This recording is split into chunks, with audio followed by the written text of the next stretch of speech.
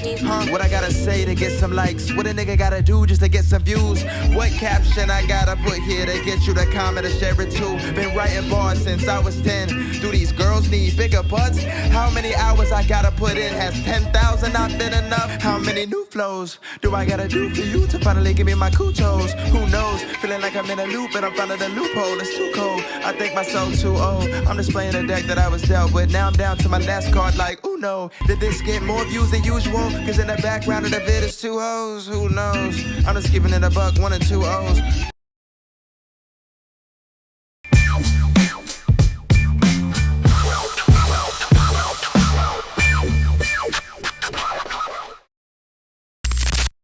Man, his set was, I liked it. Laugh Factory? Yeah.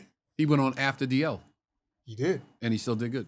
Yeah, I mean, as a young comic, that does wonders for your confidence. Yeah, and plus people come out to see you on your birthday, like, you know, your birthday show, and it's a dope ass show. Yeah.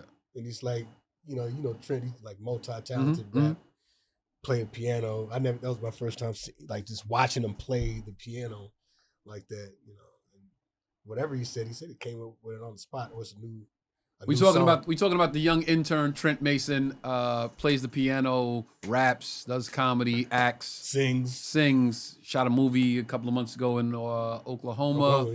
New mixtapes out. So kid's super talented, man. And when he's super famous, you guys are gonna be like, we knew him from the podcast. Mm-hmm. But anyway, we back in the green room.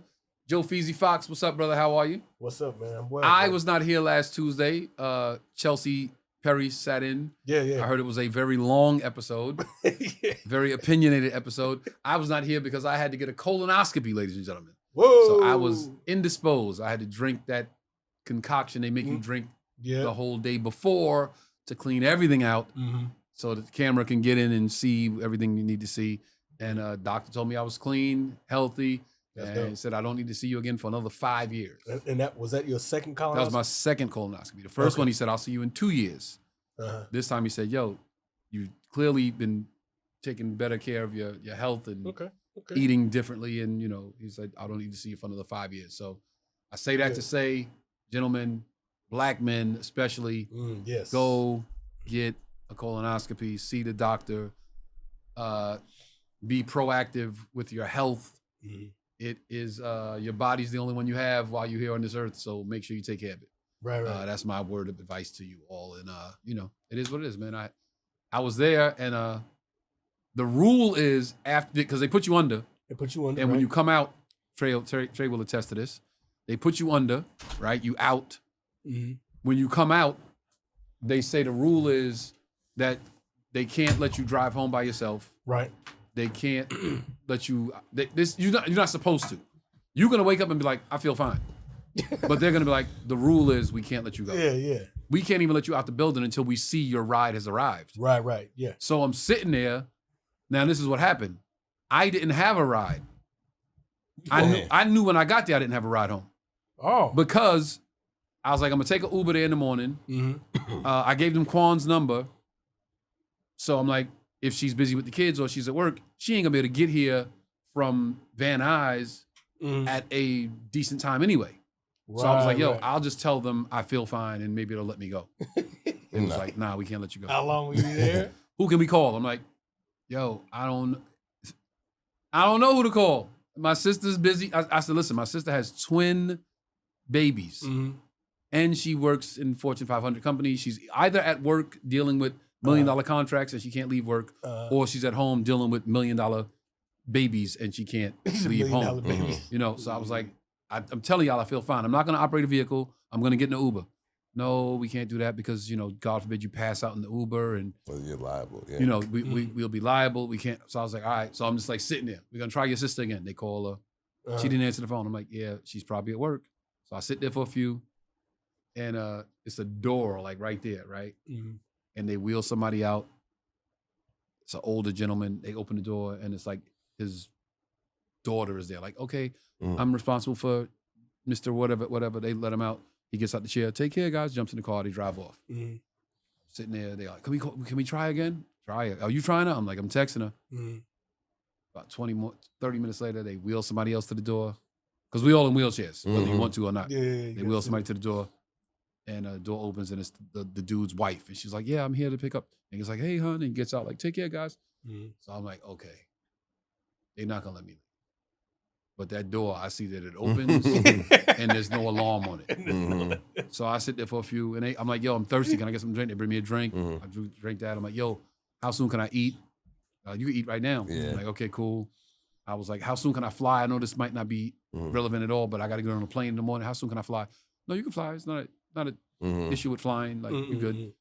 And I'm like, what day was this? This was like a. This was that Wednesday. Remember, I didn't come that Tuesday because I had to go that Wednesday. Okay. And I had to fly Thursday. Yeah, and you had to prep. And prep Tuesday, yeah. And I actually was gonna come in. I was like, "Yo, I could just come in and run to the bathroom back and forth." But look, as I was doing it, at like 7:00, I was like, "Oh shit!" So I was running out the podcast. 7:15, I'd have been running back out. So I'm like, "Okay, good thing I didn't go." Anyway, I'm sitting there and I'm like, "All right, they're not gonna let me go. Now I just got to be on some nigga shit. On some nigga shit." I call an Uber like a minute away. I'm like, "Okay." Bathroom door right here. I'm like, "Can I use the bathroom?" I go to the bathroom. I knock on the door so they look like, anybody? No, nobody in there. I go in. I sit there for a second. I just stand there. I close the door and just stand there. So I'm like, now everybody's probably busy in the room. They tending to people. So I open the door. I look.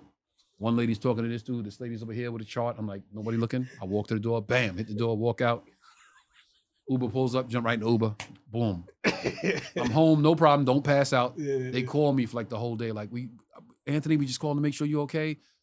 Make sure you got home safe. So I called him back the next morning at the airport. Like, "Hey, I really appreciate you guys, being so concerned with me. Right. I just really had to go. I have a show. I had to get. I told you guys, I got to fly in the morning. I had to prepare. I had to do laundry and make sure my house was taken care of. And so I appreciate you guys being so attentive. But I had to go. I didn't mean to fuck up y'all whole.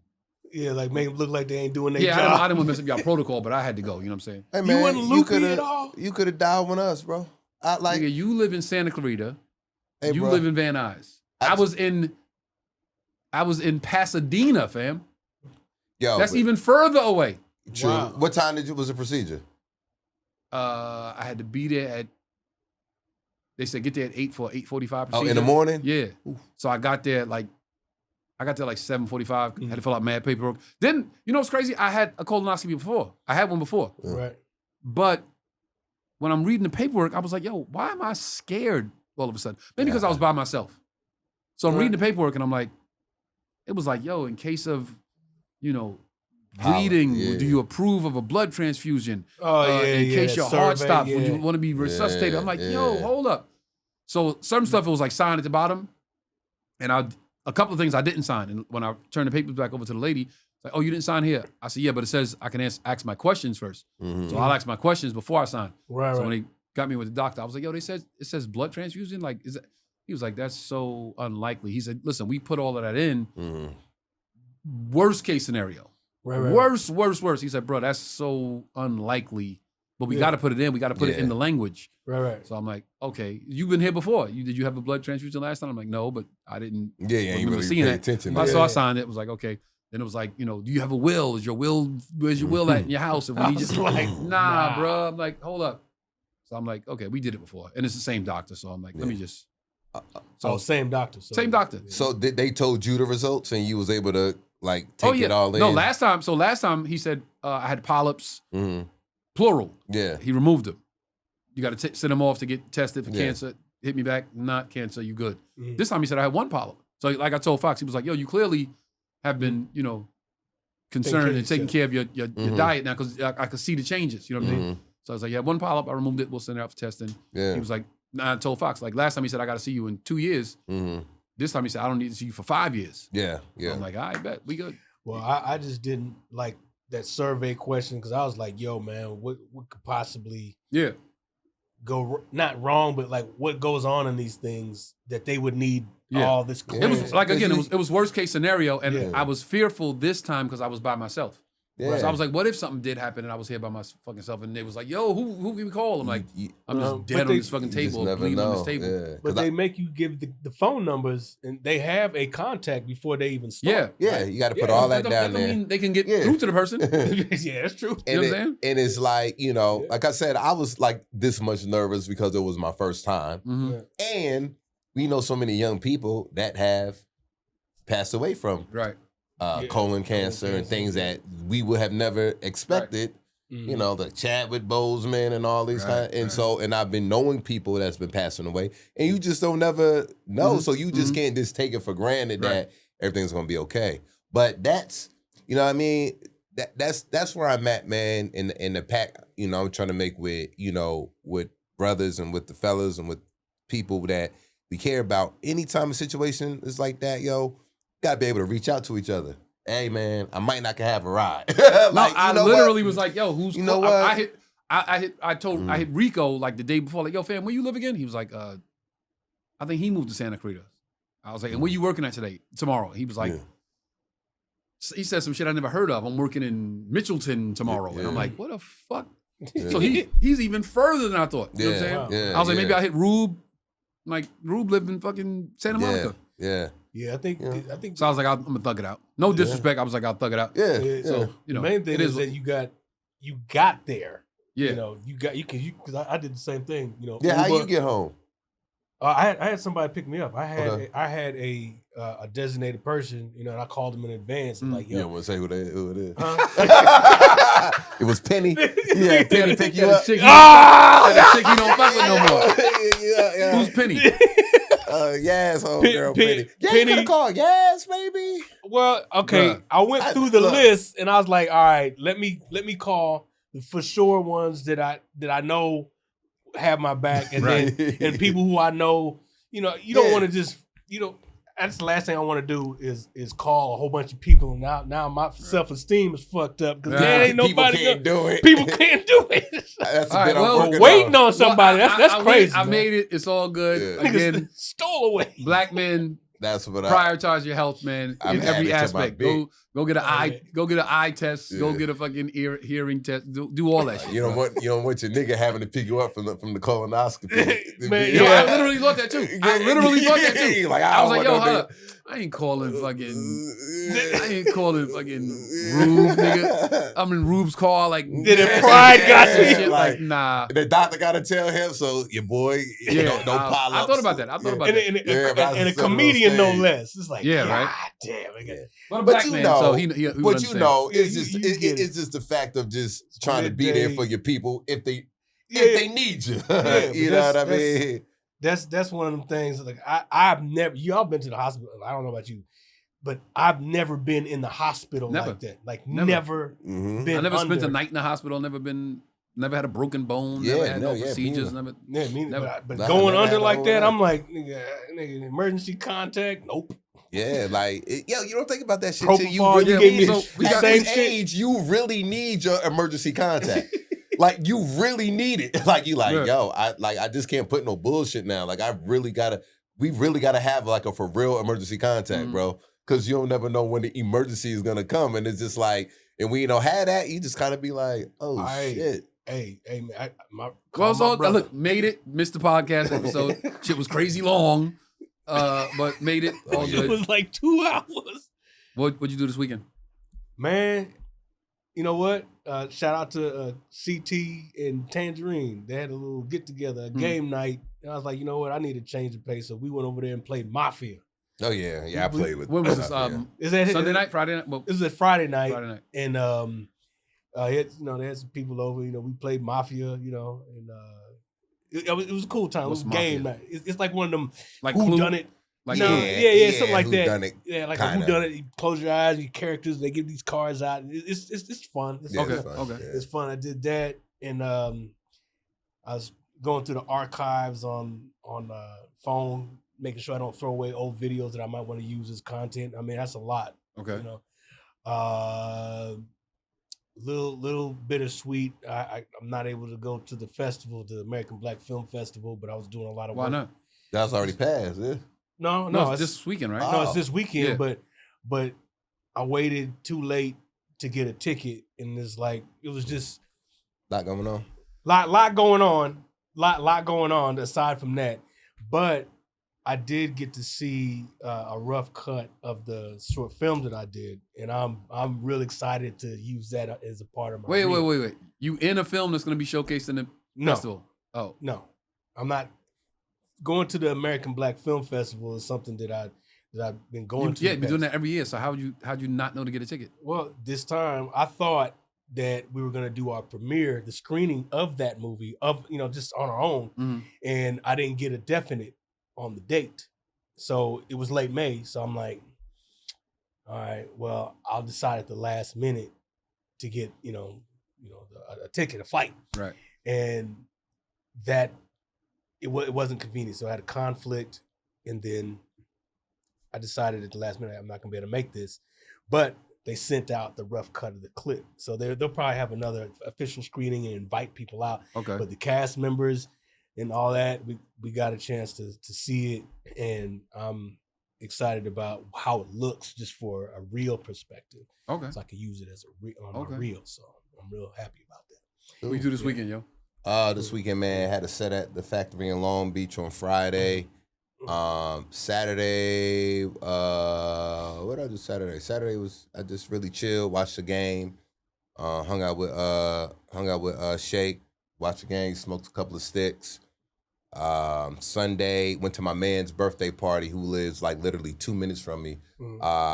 He's a guy named, his Instagram name is Wealthy Jev. So he's a guy that's on I think you know Jev. Yeah. So he had his birthday party at the crib, and I could literally kind of walk to his crib. Have you born, Playboy? Yeah, and it'd be like a 15-minute walk, but 2 minutes in the car. Like literally like out my gate, first right, I'm in his division. And so, with us living so close together, he's like, man, we got to start doing some content together, hang out together, because, I've been trying to find the black people in my area to start. So, because of the game night. Yeah, because of the game night, man. He actually came to the first one. So, yeah, hung out with him, man. He had a dope little situation. Live band in the backyard, man. Good vibes, man. Afion came through. Flex came through. So we all just chopping it up. Yeah.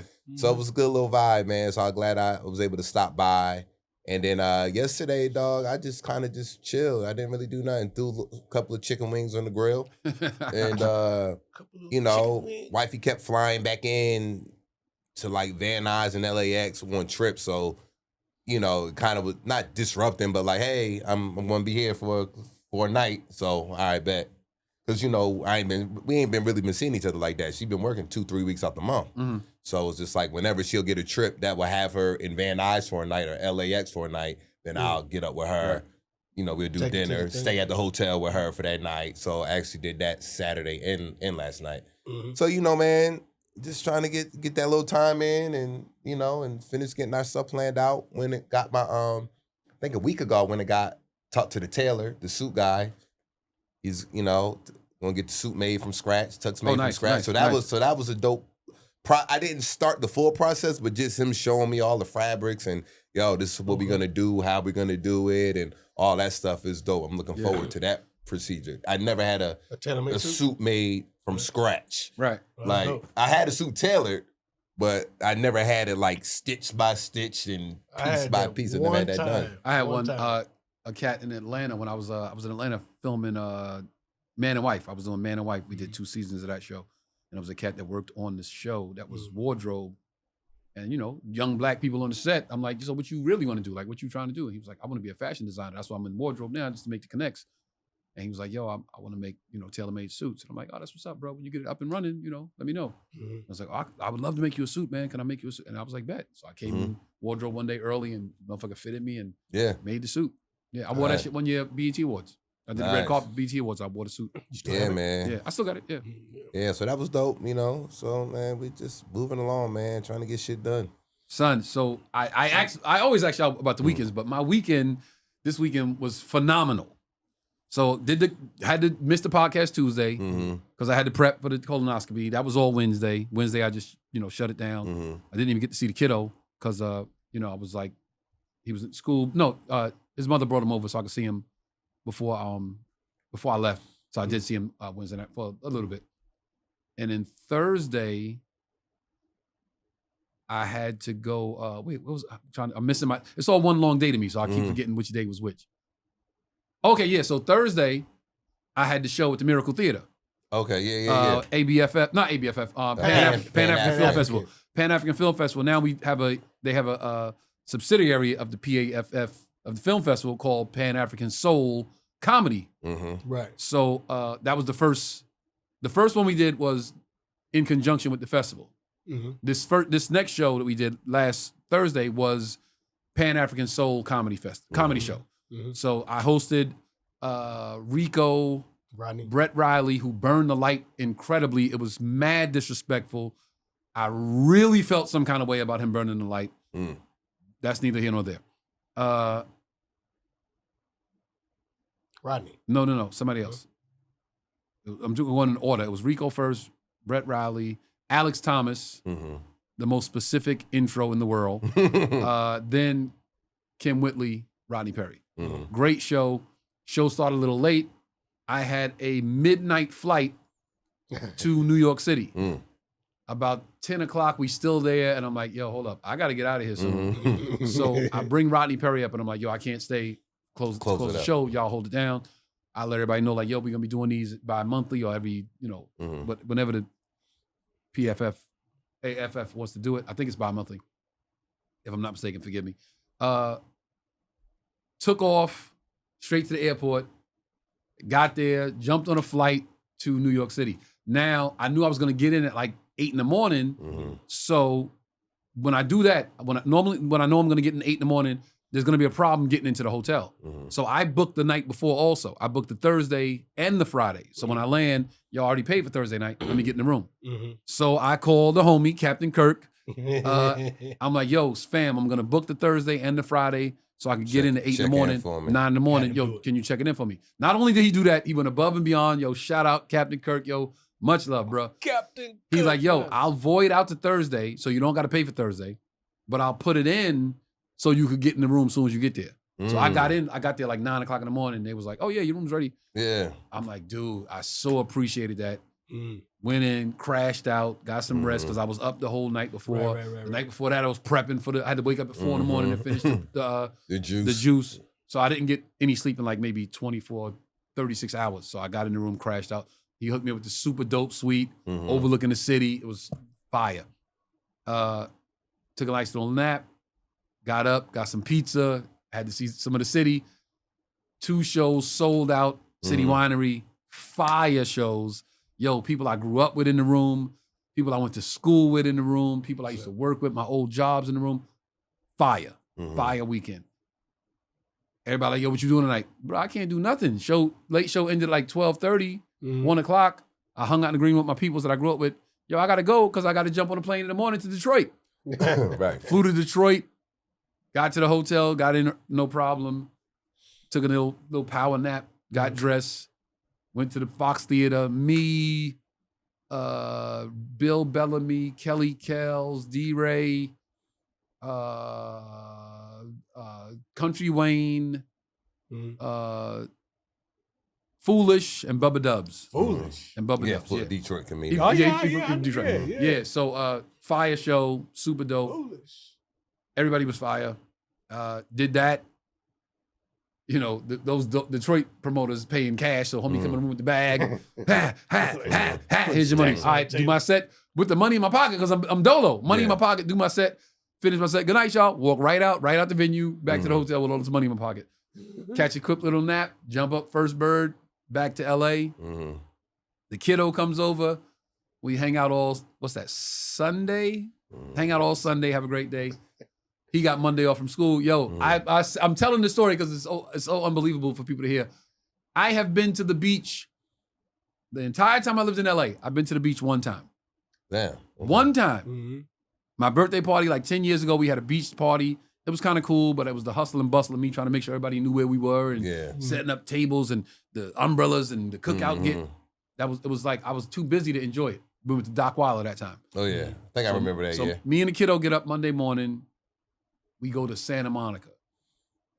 Yo, we walk in, we eat, we get ice cream. Lady ride past on an e-bike with her kids on the back. I'm like, yo, you rented that? Yeah, the store's right there. I go get an e-bike. Me and this kid ride all day. We ride as far as that bike gonna take us. We just ride. He having a great time. We didn't touch the sand though. He's like, Dad, can we get in the sand? Let's get in the sand. We at the beach. Yeah. So now I pull up on a little Mexican lady with the cart. You got a blanket? She got the big blanket for the beach. I need the beach toys, the shovel, and the bucket and all that. Get all that stuff. We go walk in the sand, lay out there with my kid, man, have a time, bro. Yeah. Have a time. Take the bike back. We in the car, driving back to the crib. This motherfucker Knocked out. Out. Yeah. Out. Sound Oh, about and then right. also we went Sunday, went to the movies. That's what we did. Sunday went to the movies. And yo, I want to say again, shout out to my man Captain Kirk, yo, for holding me down.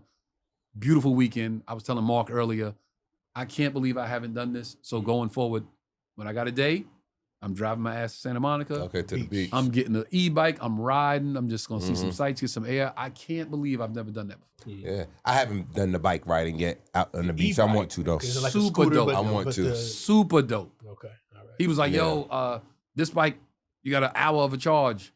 I'm like, yo, an hour don't seem like a long time.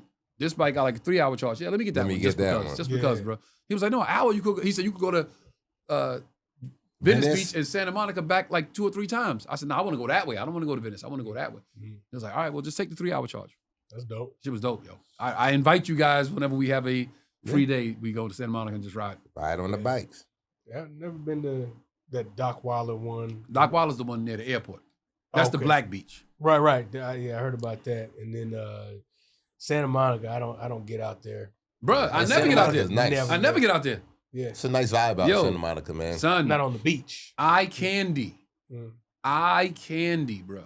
Oh yeah. Malibu and Santa Monica, man. But Santa Monica got more of the stores, the bars, the different I had the things kiddo. you I had can the kiddo, do. so I was like, yo, we just went and got ice cream. But I was like, as I'm riding, I see mad restaurants right there on the sand. yes. I was like, yo, hold up. I gotta come out here and have Bar, some dinner. bar hop, have I gotta dinners. come and have a drink or something. You know what I'm saying? Yeah. I gotta invite somebody. Like now, I was like on some Hollywood shit. I gotta invite somebody out to pitch a show. Like, hey, let's go have a drink in Santa Monica. You know what I'm saying, bro? It was fire. I had a great weekend. I had a great weekend. Then did all that. He was knocked out on the way back. Get to the crib. Now he's wide awake. We play all night. Bath time. Got to get all the sand out of his hair and Yeah. pajamas. He out. We've been out all day. I didn't charge my phone. Right. I plugged the phone. No, I put the phone next to me, set the timer for wake up in the morning to take him to school. He wake up this morning, good morning, Dad. I'm like, good morning, kiddo. Why the alarm? I'm like, you up early? Because the alarm didn't go off yet. Right, So I'm right. laying there like, damn, how early did he wake up? Because the alarm still ain't go off yet. Wait, hold up. Grab the phone, Yeah. off. Off. Plug it in. As soon as I get a charge, 8:15. He's supposed to be at school at 8. So Ah. I go like this. I'm like, hey, kiddo, you want to go to school or you want to hang out with Dada today? I want to hang out with Dada today. Yeah. So we had the whole day today too.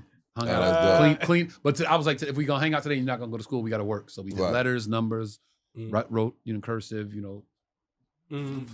cards, flashcards, and Yeah. words and stuff like that. Then I was like, you want to help me clean the room, clean the house? Yeah. Had a good time.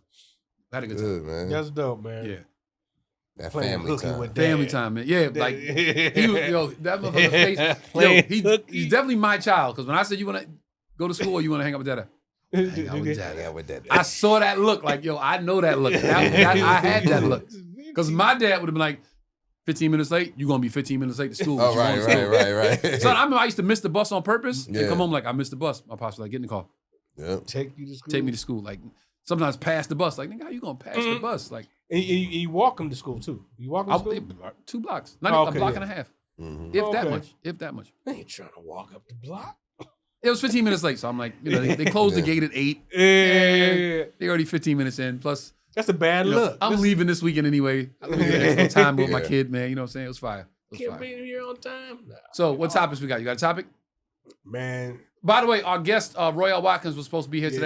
today. His second time on the podcast, It would right? have been yeah, the his second. It would been his second time. He had bounced out he early had that something time. pop up. He couldn't make it, so we was kind of like We looking had forward to- stuff we was we going had to talk about. topics Yeah, to talk yeah, to yeah. with him. So then we was like, all right, damn. So that changes everything. So we got anything? You didn't really get to do nothing. Maybe the backlash from the roast, the Kevin Hart roast, is still in the air, man. And I just don't understand why the backlash is so heavy on him because of that one joke. I think it's like What one joke with the Tony George, Hinchcliffe? yeah, Okay. the George Floyd joke set everything off. I get that, but I'm wondering how much of that people are like.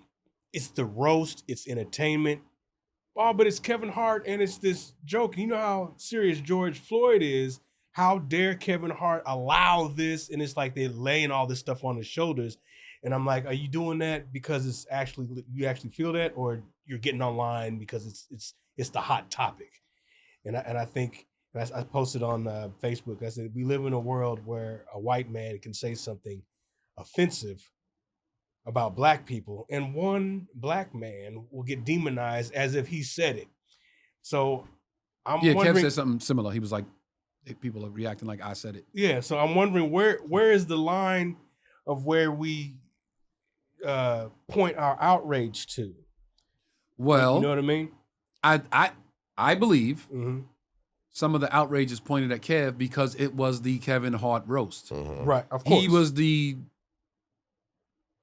name. He was the, I don't want to say star of the show, but he was the star of the show, right? He was the name.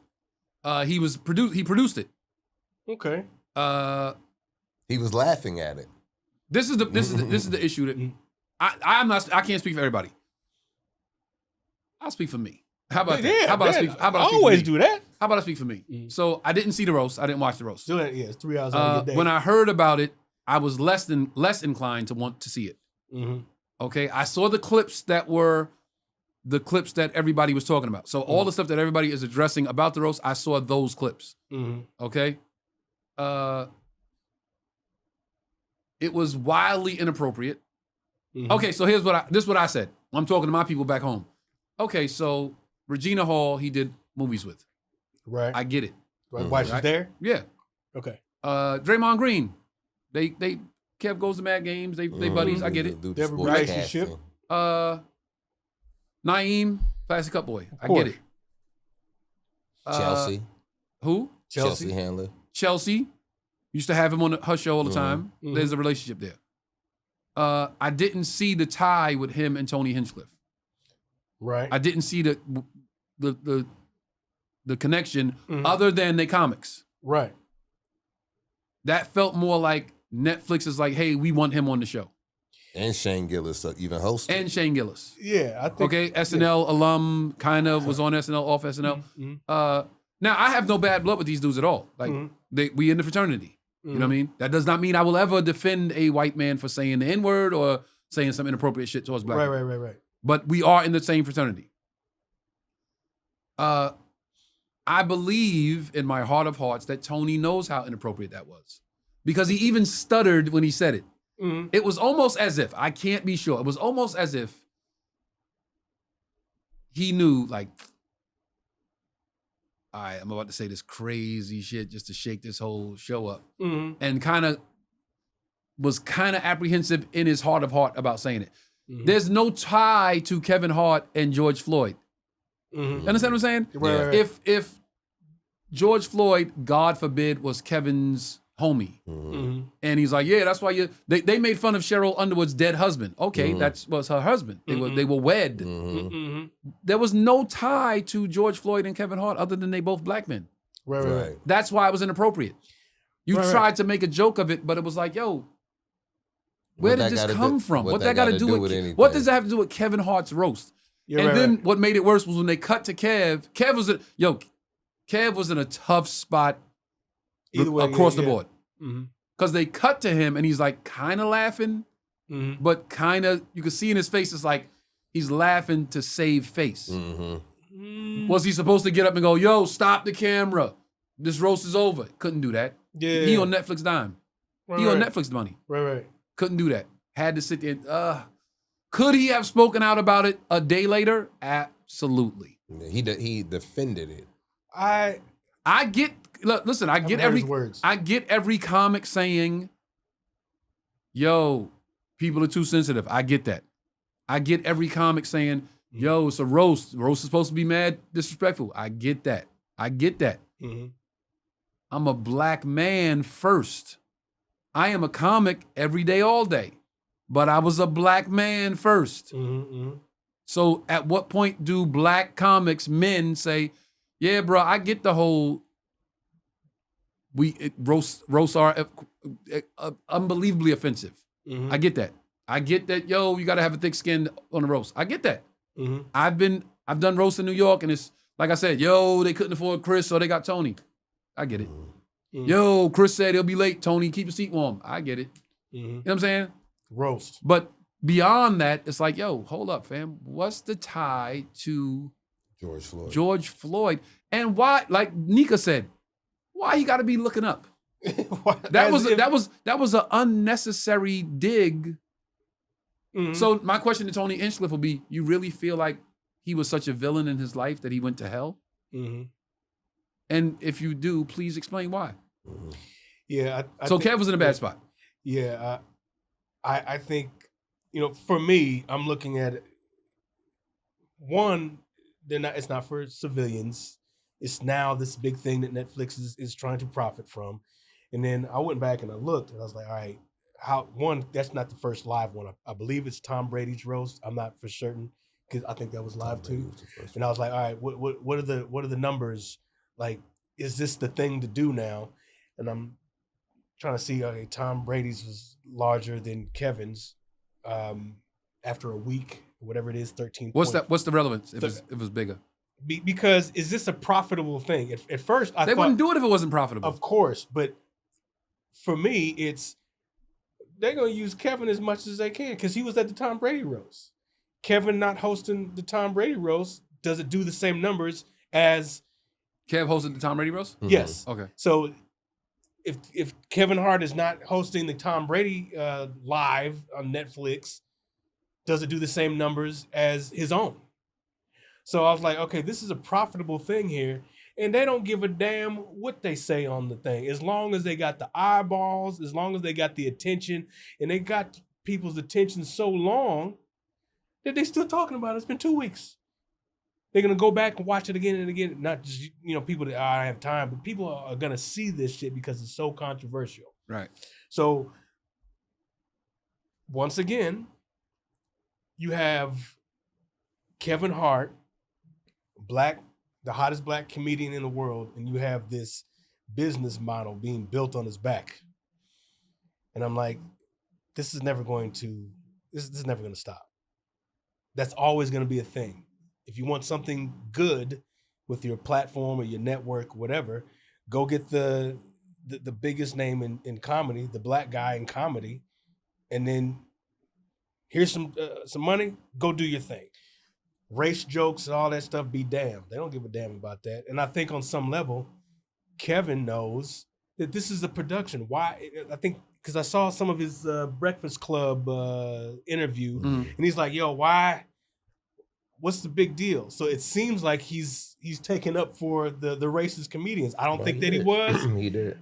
Did he say, hey, look, leave that man alone? He said, yo, I didn't say it. He said it. Okay, so yeah, but how's that taken up for But he was defending the comedy, and he was defending it in the name of comedy, like in the roast culture. But he said, was it a distasteful joke? Yes, but he had a whole set. So just, all right, well, the whole set was good. That joke was bad. This is what Kevin's saying. So just move on. Again, damned if you do, damned if you don't. But it's like, how should he have done? I haven't heard that. That's what, like he said. That's like what I said. Yeah. So he can't just be like, I can't do it. Kev was in a tough spot. Like I actually sounds weird, but I felt bad for him because I'm like, yo, he can't stop the roast. Yeah, that's what he said on the podcast. He can't be like, yo, hey, motherfucker, what the fuck? He can't do that. Mm-hmm. He was in a tough spot. He gonna get the flack because it's his roast. He gonna get his the flack. name is all over. Yeah. Right. So I get it. He was in a tough spot. I think now, like again, could he have spoken out sooner? Maybe even send a tweet that night, like, yo, Tony, what Tony Hinchcliffe said was wild. But if he feels like it's just comedy and people are being too sensitive, then that wouldn't happen. That would not be something he would do. If it was my roast, well, Tony Hinchcliffe wouldn't say no shit like that at my roast. But if it was my roast, it would have been, hey man, we got to talk backstage or something. We got to have a conversation. Yeah, especially if you didn't see it come. And I would have it would have been like, I got to go on live, like, hey, yo, come here, man. You need to apologize. You need to say, like, yo, my bad. So, but see, another thing, sorry to cut you off, Fox. Another issue is that Tony Hinchcliffe is the same guy that spoke at the Trump rally and said there's trash floating in the... pile full of trash floating in the ocean, Puerto Rico. Called Puerto Rico. Mm-hmm. So he's established himself as MAGA. Okay, like from a political perspective. Politically, he's MAGA. Mm-hmm. And the distaste is his thing. Like, Yeah, it's like, that's what he does. That's what he Yeah, does. very, very so good. if you have him on there, you know something like that could happen, and that's why those writers wrote that for him to say. Mhm. Yeah. Because they're probably MAGA, and they're like, what better platform than this one? Yeah, it's writers, comedians, writers. I mean, it's all one big production. Now, I did like what Cheryl Underwood said on some podcast. She was sitting with two white men, comedians, I don't know, but they were asking her about it, and I like how she put it, just from a comedic perspective and just a perspective, someone who knows how that shit works. And she said in some cases they didn't know what they were gonna say. It was like a short talk. You don't have to go down your jokes with me, but it's like, damn, once I hear it out loud, damn. But the response that she did, it was off the cuff. She didn't, that wasn't written. You know what I mean? Yeah, so, we flew back from Detroit. Me, her, D-Ray, Bill Bellamy flew back. Okay, so Sat you there had talking so you about had that. the so Yeah. you had the talk. You had, if you did. Mhm. So there's so many things that go on behind the scenes that, because I don't know how it went down, I'm like, man, that's not even for Well, civilians. anyway. they tried to get other hosts, they tried to get other people on the show to roast, but a lot of people, I don't want to say a lot, but people were declining. Because of what? They schedules are busy or just Okay, didn't want yeah. to do it. Like Yeah. it was a few big names, the black names that passed on it. Yeah, You know. I just think there's a lot of stuff that goes on behind, and because we have personal relationships with some of these people who can Yeah. actually ask, yo, man, what really Yeah. went down? Like, I'm gonna ask Joey next time I see him. Yo, Yeah, man, we had a long conversation about it. how did the joke writing process and the approval of jokes, how did that actually happen? So these people out in YouTube land making all these comments, No, you demonizing Kevin, whether you think it's valid or not, you don't know how that shit works. You don't know.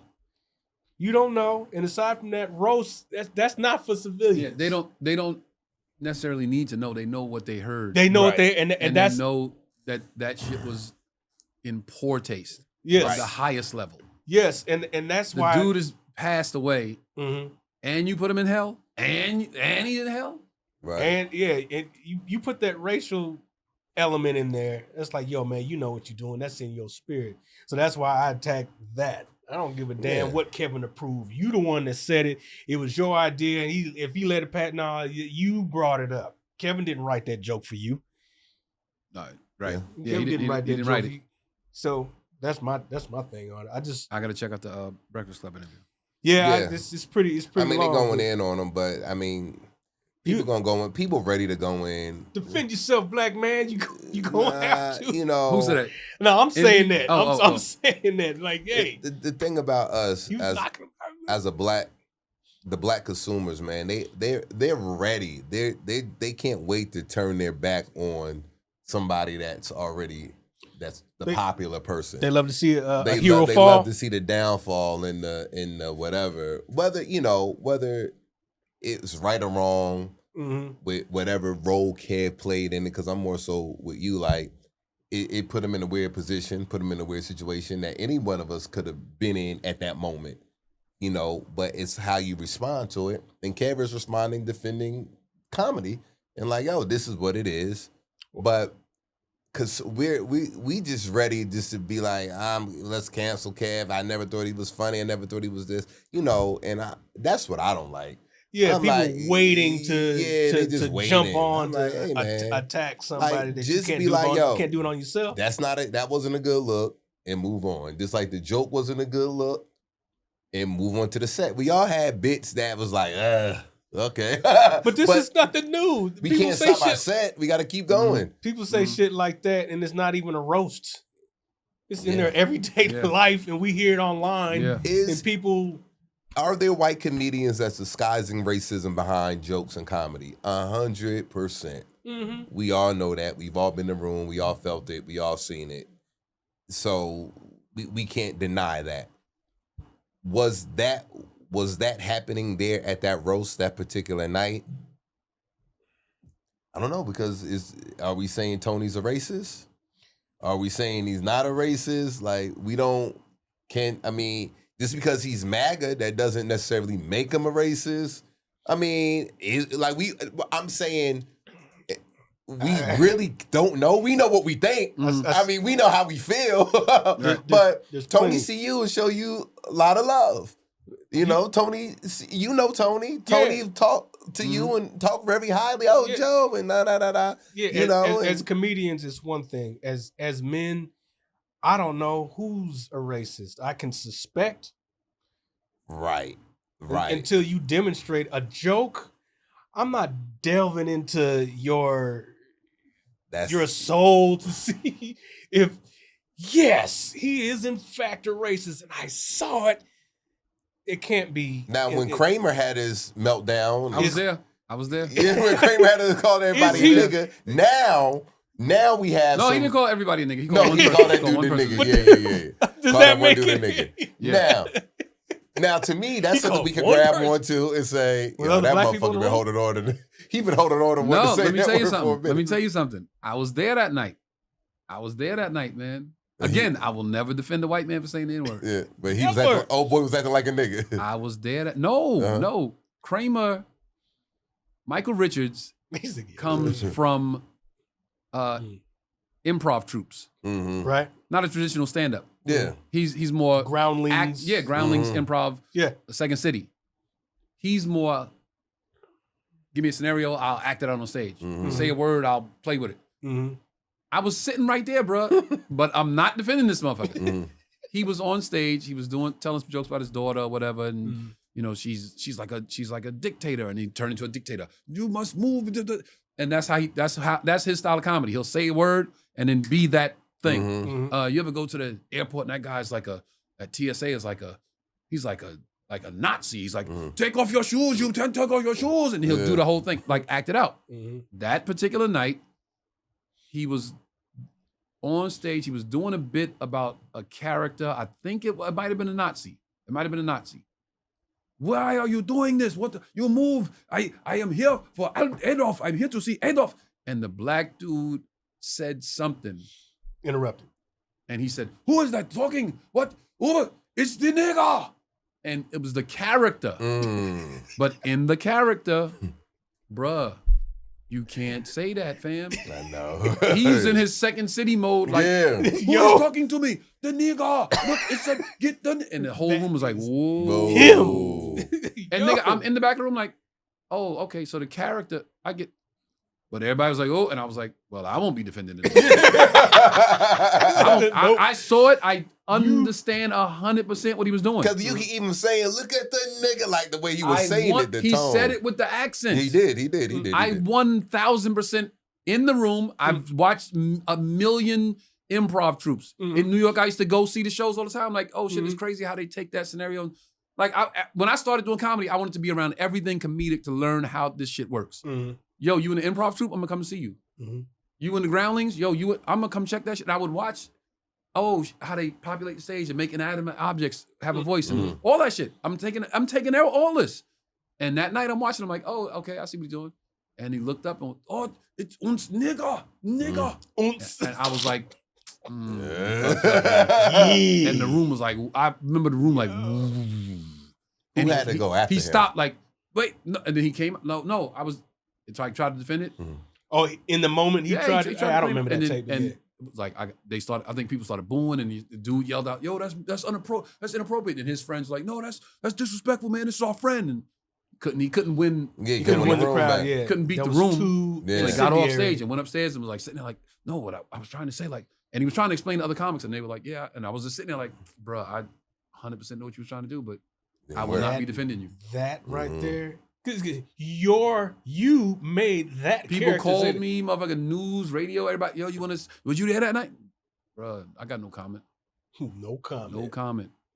It's tough. Like, people don't realize, civilians, non-comedians, the consumers don't realize the spots or the positions we're in as comedians, and it being our job. And because, people hit me, what do you think about what happened? I'm just like, look, it's like, yeah, we all, like I said, we're not oblivious to knowing that there are racist comedians, white comedians that go home and really say nigga and really mean that shit. Comedians are people, so if there's racist people, there's racist comics. If there's a There's racist overweight worker, people, there's overweight comics. There's, we are all walks of life, all philosophies and ideologies. It's just our job. Right. So it's like know how to write jokes. Born again people, there's born again comedians. But the fortunate thing is the fortunate thing about this job that we do is that they can get away with it in a sense and say, it's jokes. Just like some people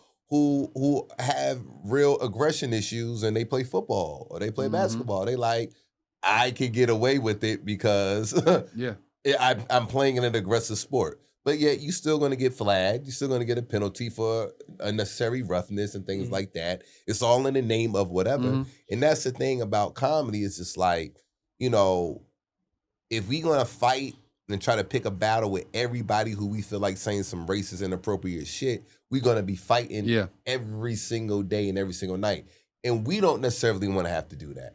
You know what I mean? And it's not about, because people always say, all money ain't good money. It's like, it ain't even about that. It ain't even about money. It ain't even about, the consumers, once again, who don't know, selling your soul for the white man. It has nothing to do with that.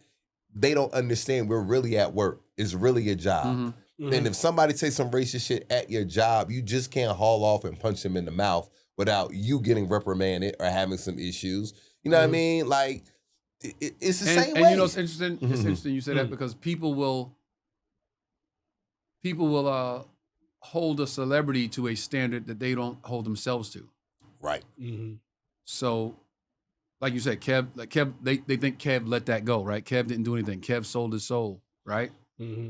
But you go to work every day at 9 to 5, and you let stuff slide all the time because you like, I need this job. But ooh, she say one more thing to me. Ooh, you know what I'm saying? You or you don't do your job because you like, I don't want to seem like I'm brown nosing, or I don't want to seem like I'm kissing somebody's ass. Then you out of a job because you didn't play along. So it's like they hold us to like a different look. We get a different look because we in the public eye.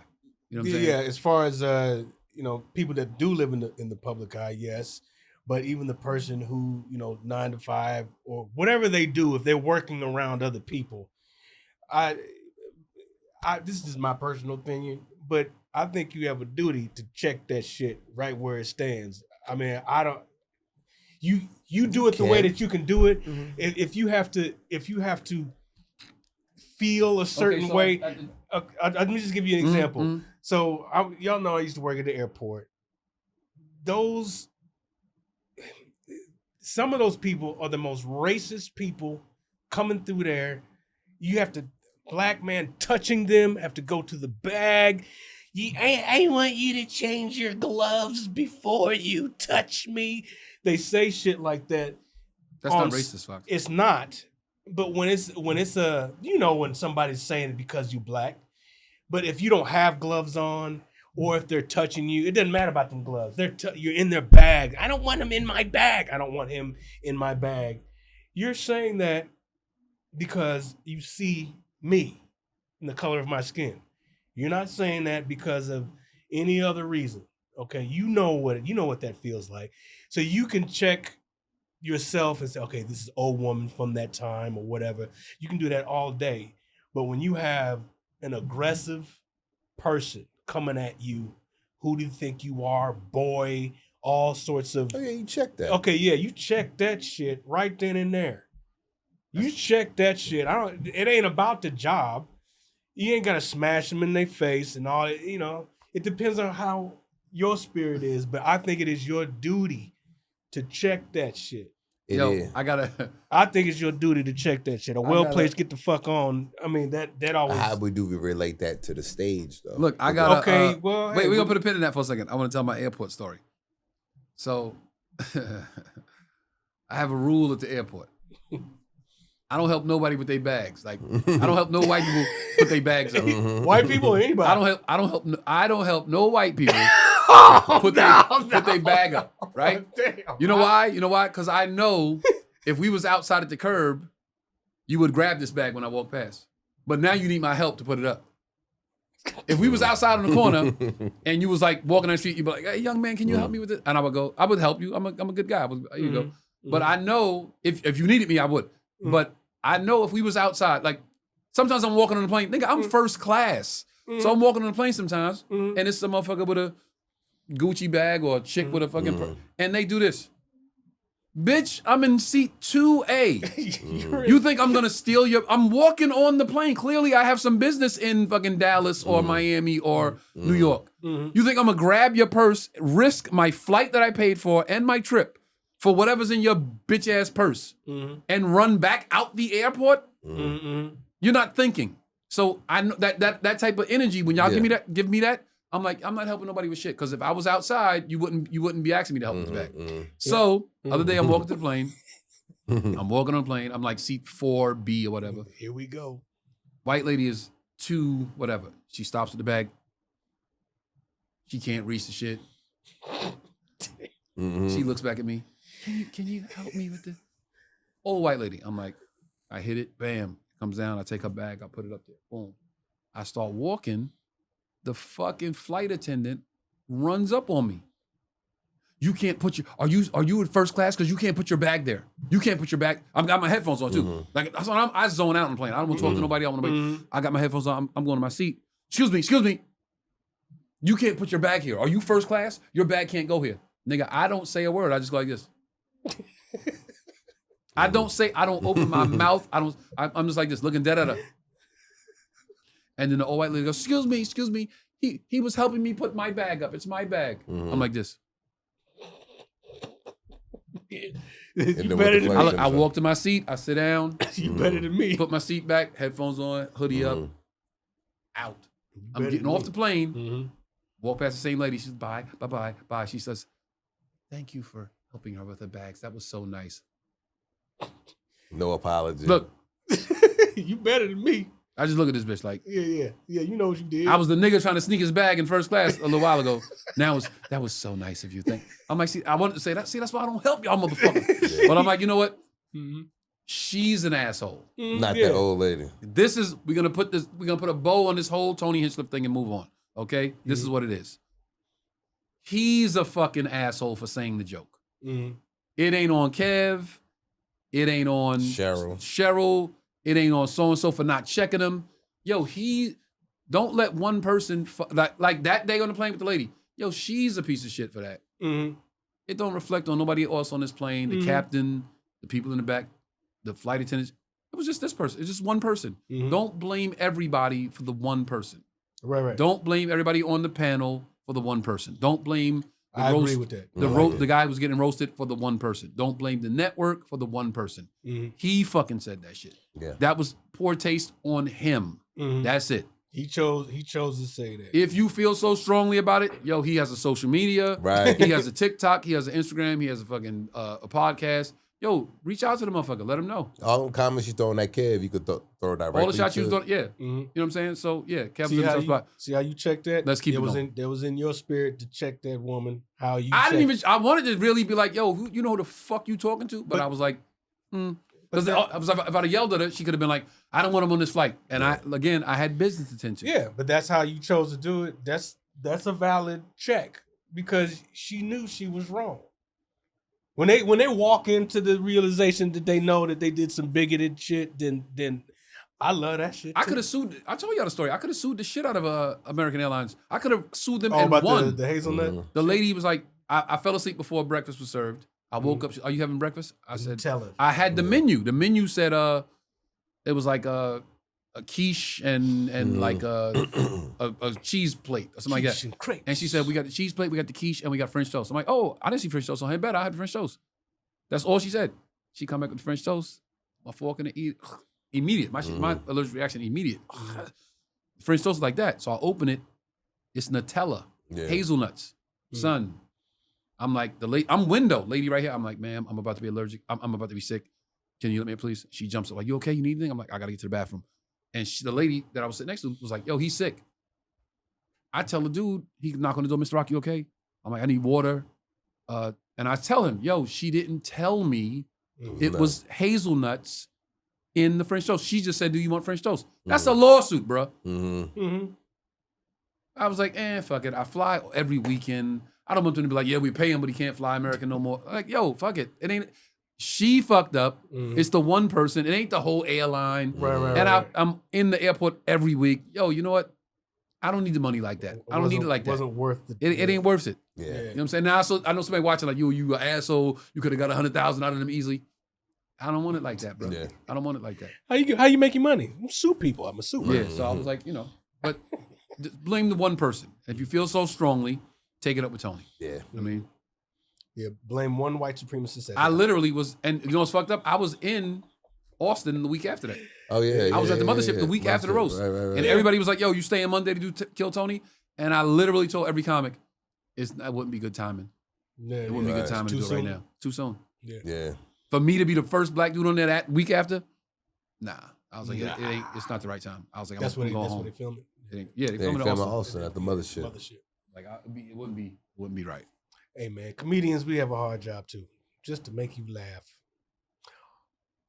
All my life, I had to fight. What else? What you got? Hey man, nothing big. That was the only thing that was on my mind. The backlash. Yeah, that was the main thing. I mean, from Dr. Umar to Chelsea Handler, I'm with you, man. I say this: it's interesting how comedians have to all of a sudden defend ourselves, not talk. No. Not just talking about that incident, but it's like, yo, this is my art form, especially when it goes outside the room. It's comedians that care to defend. Okay, there are comedians. Every interview, I do radio in cities, I do Zooms and all that, and they all, you're not afraid of cancel culture? Absolutely not. I'm not afraid of cancel culture at all. Yeah. At all.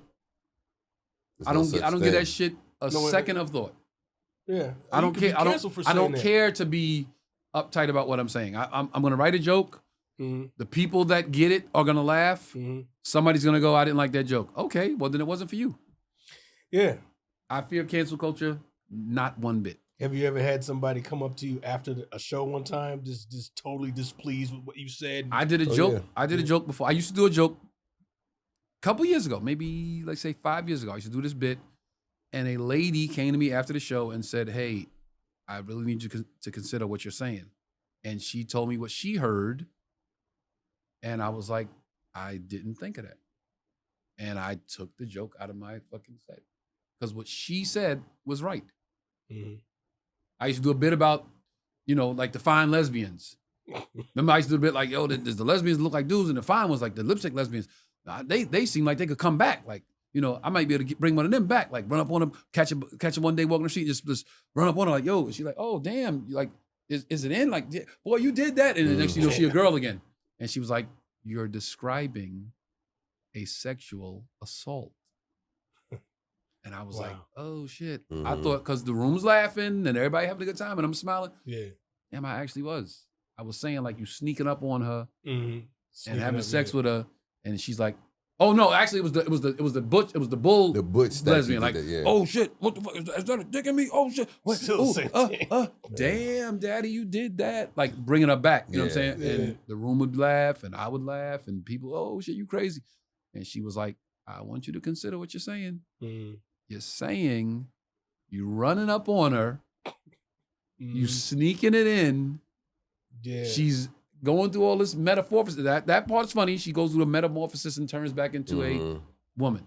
I get what you're saying. Funny. She's like, funny. I actually chuckled, but I want you to she wasn't saying like, don't say it. She was saying, I want you to think about what you're saying. Yeah. I was like, now the comic in me that's always trying to write the best version of any joke I write, I was like, she's right.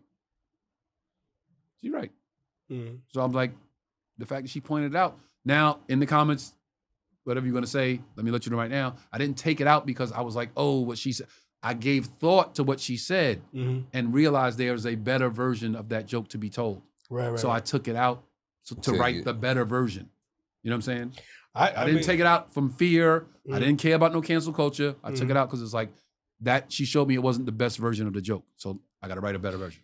Yeah, and the fact that she didn't heckle you during the middle of your set. Now, that's crazy.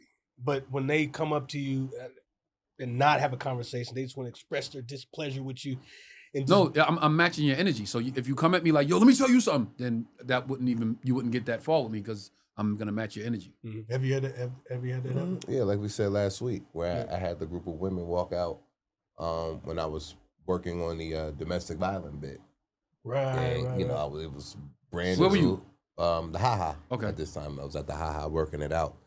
About a group of like 4 women and walked out. Wow. And and I wasn't mad at them for walking out, but it was one of them bits, like we talked about last week, and it's a bit that's still in the lab that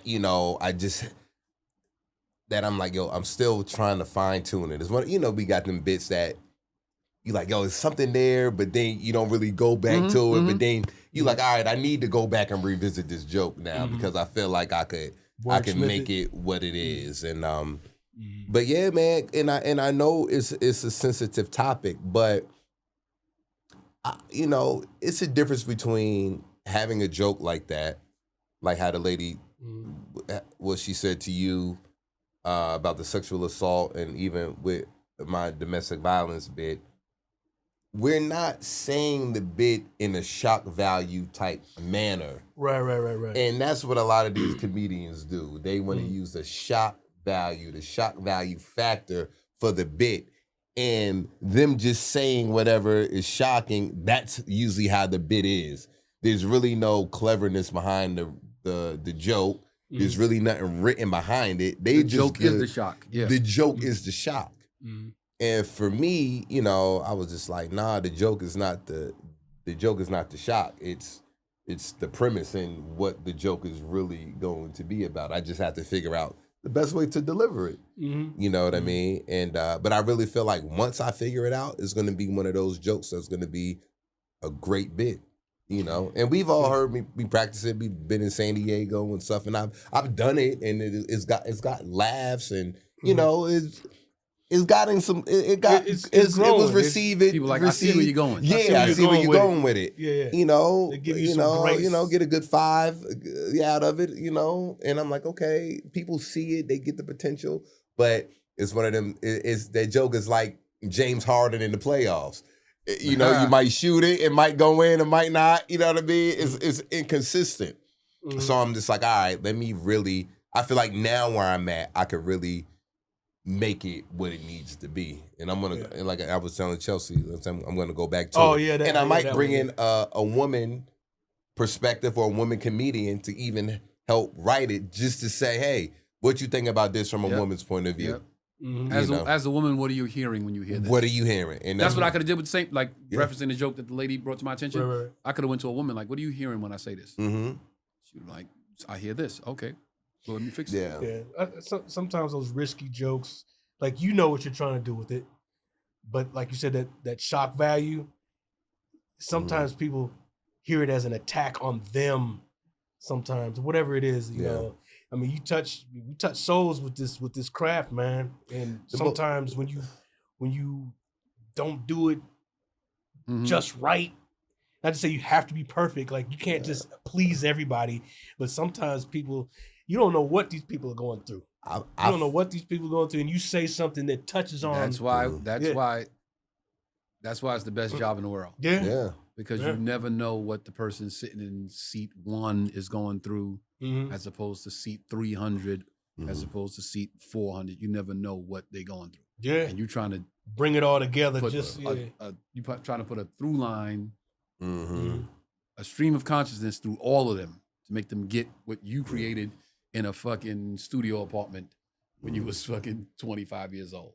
He said 25. When you in that studio trying to get it, like, and then you go talk in front of strangers, like, So we're gonna move on. We're gonna shift topics. I got a topic. Okay. You were married how long? 9 years? 9 and some change. 9 and some change. Had a prenup? No. Are you getting a prenup? Singer Montel Jordan says a person is not all in if a prenup is signed in a marriage because it gives an exit strategy and gives people too many options. He said, if you get a prenup, you're not all in. All in. So you got to lose half your shit to prove your love. Prove your love. Prove you love this motherfucker. Lose half your shit. Or prove you love this motherfucker. Take half they shit. Is Montel Jordan I currently don't know married? shit about Montel. Yeah. Okay. I just sort of. I know he was a cancer survivor. I know he had cancer. Oh, my bad. Yo, my bad. My bad. Yeah, he survived. Yeah. Well, I know that, so I know one thing. I think. Do you the- wait? Let's the walk this. 30-year-old okay. Let's walk this slowly. Do you think yes or no that if you sign a prenup, you're not all in on the marriage? Absolutely not. No. You think you're not all in? No. Or you think you? Ask that question again. Do you agree you're or you not? disagree? You agree or disagree? I do not agree that you're not all in. Okay, Just there we because, go. Yeah, Okay, I thought I heard you. Right. you said it right. Yeah. Mm-hmm. It's a tough one. Cause he's about to get married. No, it ain't even about that. Hey baby, I'm Okay, all so in. the first when I Okay. first read it, the very first thing I thought was this. So you got to look at it from the man's point of view and the woman's point of view. Of course. So let's say it's a woman. Let's say it's a woman, and let's say it's a man, because you know women gonna they was like this. Whoa, whoa, whoa. They still killing your ass. Let's say it's a man that doesn't have a college degree, that doesn't bring much to the relationship. Much. Let's say everything he does is valuable, but let's say the wife is like, I could get somebody else to do that too, you know. He cooks and cleans. I can get a housekeeper and I can cook too. So not really much there, right? Right.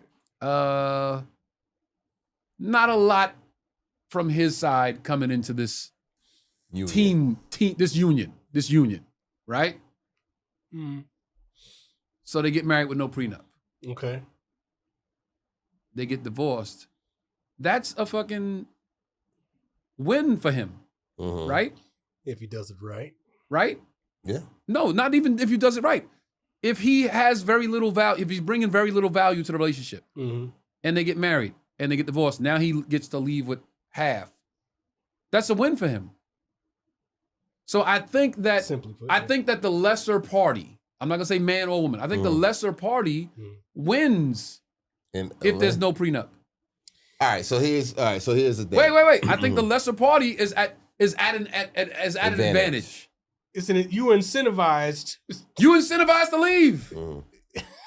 So and take. Yo, I can leave. Listen, I know people that I got a homie got married and was like, yo, if I don't get out now at 10, she gets everything. It wasn't a happy union for it was happy and ups and downs and roller coaster ride like most relationships are. But then he was forced to look at his marriage mortality, so to speak. Marriage mortality. Right? When you go to a funeral, you talk about Yeah, your life. I get it. Yeah, those so two now it's words like, yo, going if together I don't is get fine. out, Yeah. I got to really look at the reality of it. Like, are we going to make it 50, 60 years? Yeah. Probably not. So if I don't think we're going to make it 50, 60 years, I should get out at 10, because after 10, she gets half of everything. At 10. At 10, she gets my house, my car, my pension. She can take you to the cleanest. Right? Yep. That's not an advantage. It's an advantage, but I love you so much that if it don't work out, I'll be cool with starting my whole life over as a grown motherfucker, man or woman. Right. You love me so much that you'll take half my shit if it don't work, and you sail off. So I get it. Well, here's the thing. I don't know. I understand. Got plenty. I understand. That POV. The lesser is an advantage for the person with the least amount. This is why, few things. You have to choose your partner wisely. I agree. Okay. I So, agree. well, what do you mean by that? Okay. All these basketball players out here getting these. They don't count. They all fucking the same 8 girls. Yeah, right. Okay. So we gonna take that out. NBA players fuck the same 9 women. The athletes, all of that. 30 teams fucking the same Yeah. 9 girls. So the athletes, everything. So we already gonna exclude them because we already know how dumb You know how I they know? are. Because them 9 bitches fuck comics too. Them 9 bitches is fucking comics too. And I said, bitch, Shorty said, Did y'all see the clip of the lady said I should be a slave because I said the word bitch? We talked about it on the episode. Oh, y'all talking about last week? Yeah. Said I should be a slave. You didn't make a clip about it like I told you to. Man, to call her out like on you there. told me to. Yeah, Nigga, I ain't got to. How yeah. you know it's just not clipped up? I got. Nigga, I say, yo, make sure this is the clip we put for the promo for the she said comment clapback. I never get into what people say. I think I said that was a bit much. I said. What was I said? When you fly, I'm a fly nigga. I get bitches, something like that. Yeah. And she said you should be a fucking. You should be a slave, and you should be on a chain gang or something like that. Yeah, she went crazy. She said all kinds of shit. She's loco. But hold on. Before we even get into that, no, we don't get into it at all. But you originally sent that, right? No, yeah, you sent it to me. Somebody sent it to me on Instagram, so I sent it to y'all. Yeah. We're gonna give it 2 seconds and we'll never address it again. It was so crazy because it was like these are the same black men that be talking about we losing our voting rights and these same black men that be talking about it was something else, and I'm like, you can't be talking about me. I don't give a fuck about no voters' rights. You ain't never gonna see me somewhere like. You don't give a. I don't give a. Yo, you talking to the wrong black dude. Wait, do you I see know this shit is a that? scam. I know this shit is all a scam. I know left wing, right wing is same bird. You never gonna see me crying about no. She said the same black men be crying about we losing our voters' rights. You ain't never gonna see a tear come out my eyes about no voters' rights. She don't watch the program. She doesn't watch the show. Never will you see that. But anyway, go ahead. I gave you your shine, baby. You welcome. So you gotta choose your partner wisely. And I just feel like we already know what we getting ourselves into before we get into it. I just feel like that's why I think it's important to really date for an extensive period of time to really feel like who your person is, because this is just my opinion. Listen, the same logics you're using can go to both sides. Right. The same logic that you just used can go here or here. Yo, that's why you date for an extended period of time, right? That's why you choose your person wisely. That's why you got to know everything about everybody. Oh, that can be applied over here as well. The same reason why you would get a prenup. Listen, we dated so long. I know how hardworking you are. I know how you built this whole thing. You know, you worked so hard to get where you are in life. I'm not going to destroy that if it don't work out. Yeah. So I'm going to sign the prenup. So if it doesn't work, well, at least we'll still be friends, and you can still have this thing that you built before me, you know, and I'm still a fan. You know what I mean? I get it. I'm not opposed to signing a prenup, or I wouldn't be opposed if my partner, either way, I wouldn't be opposed to it or vice versa. I'd be like, hey, like I said, whatever I came in with, I don't give. I can leave with it.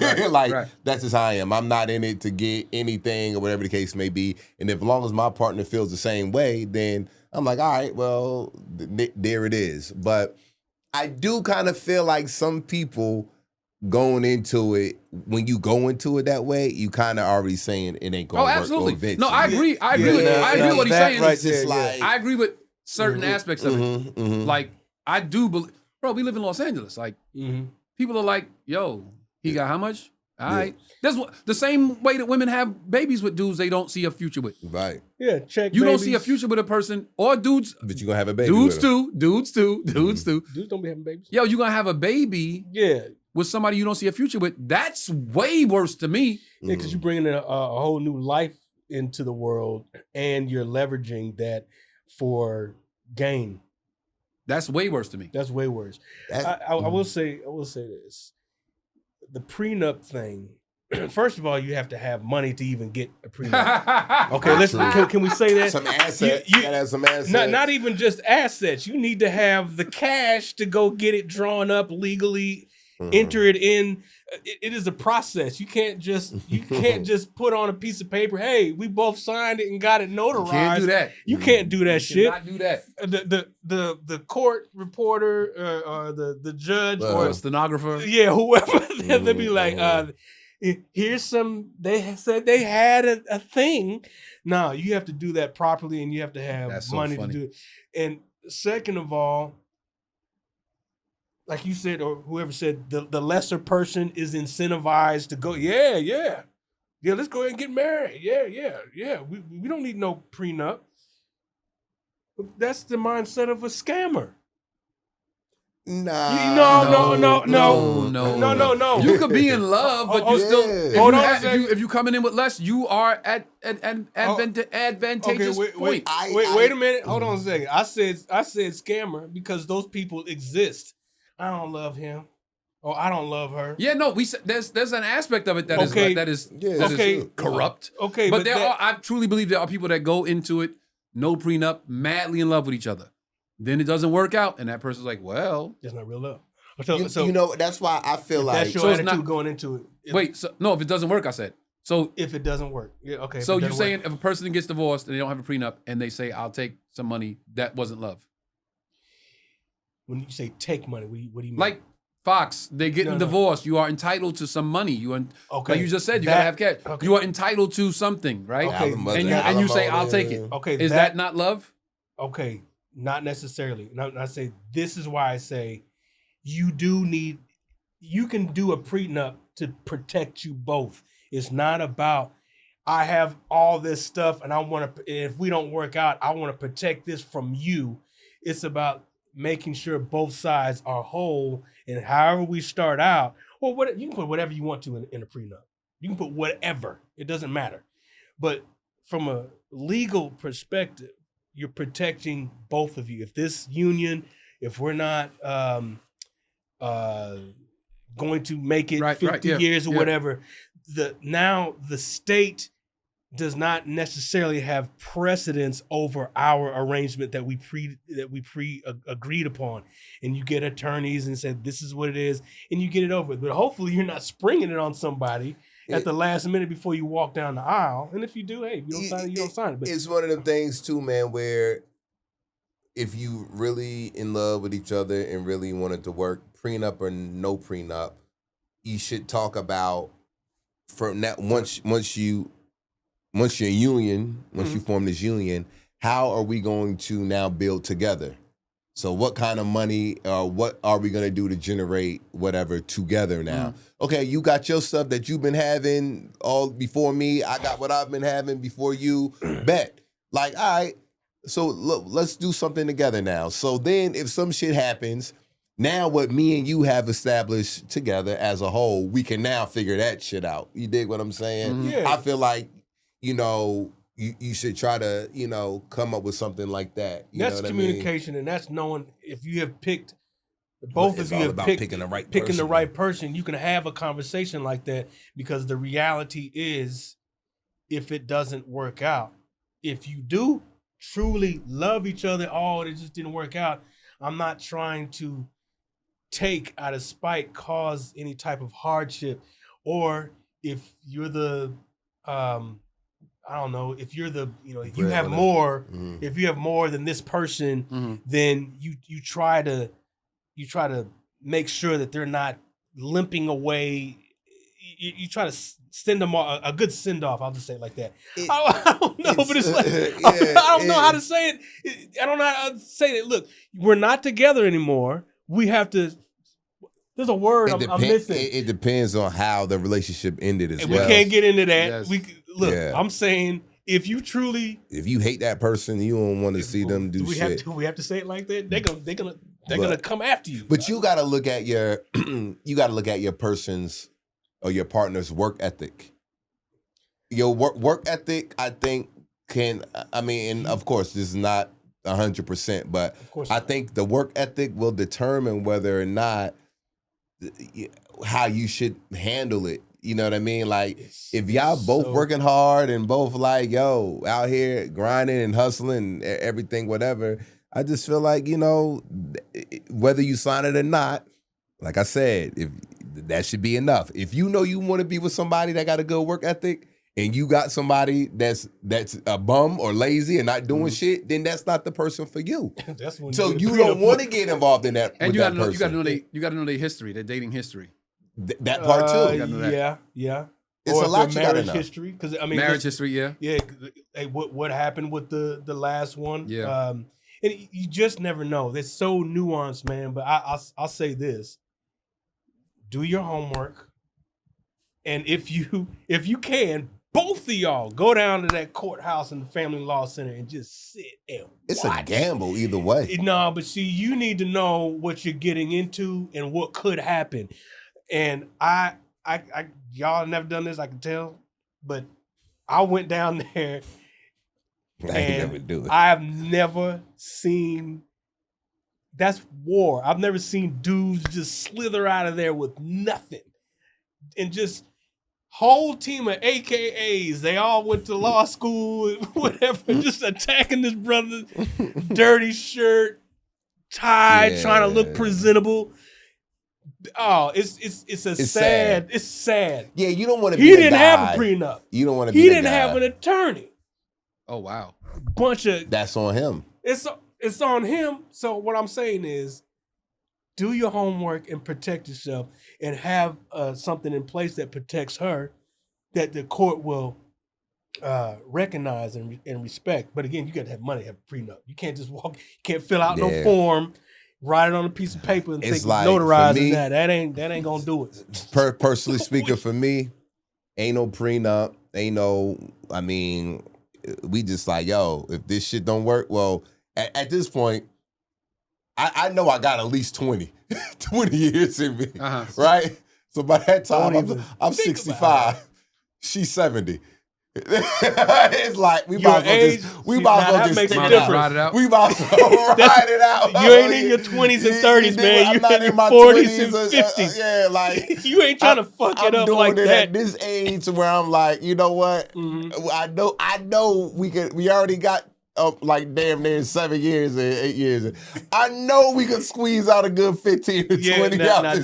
That's different. You know what I mean? But not everybody's like that. Not everybody. Yeah, but we talked about it. She was like, yo. Y'all can talk about it. She said, I'm just saying, if anything ever happened, you know, we'll just do this. We'll just, you know, we'll split the house. We'll do this and do that. It's just like. Oh, y'all already talked about it. Yeah, but it's just like, well, look, but shit, we in y'all had, I'm pretty sure y'all had small conversations. And okay, now it's getting real, and now you're preparing life. I mean, that's just being real. We don't even have we still got to get our joint account. We still don't even got that. We've been supposed to do that. We still don't even got the joint account. All right, so yet. look, y'all get it. In conjunction with the first question, when Mary J. Blige got divorced, her husband requested $130,000 a month in spousal support.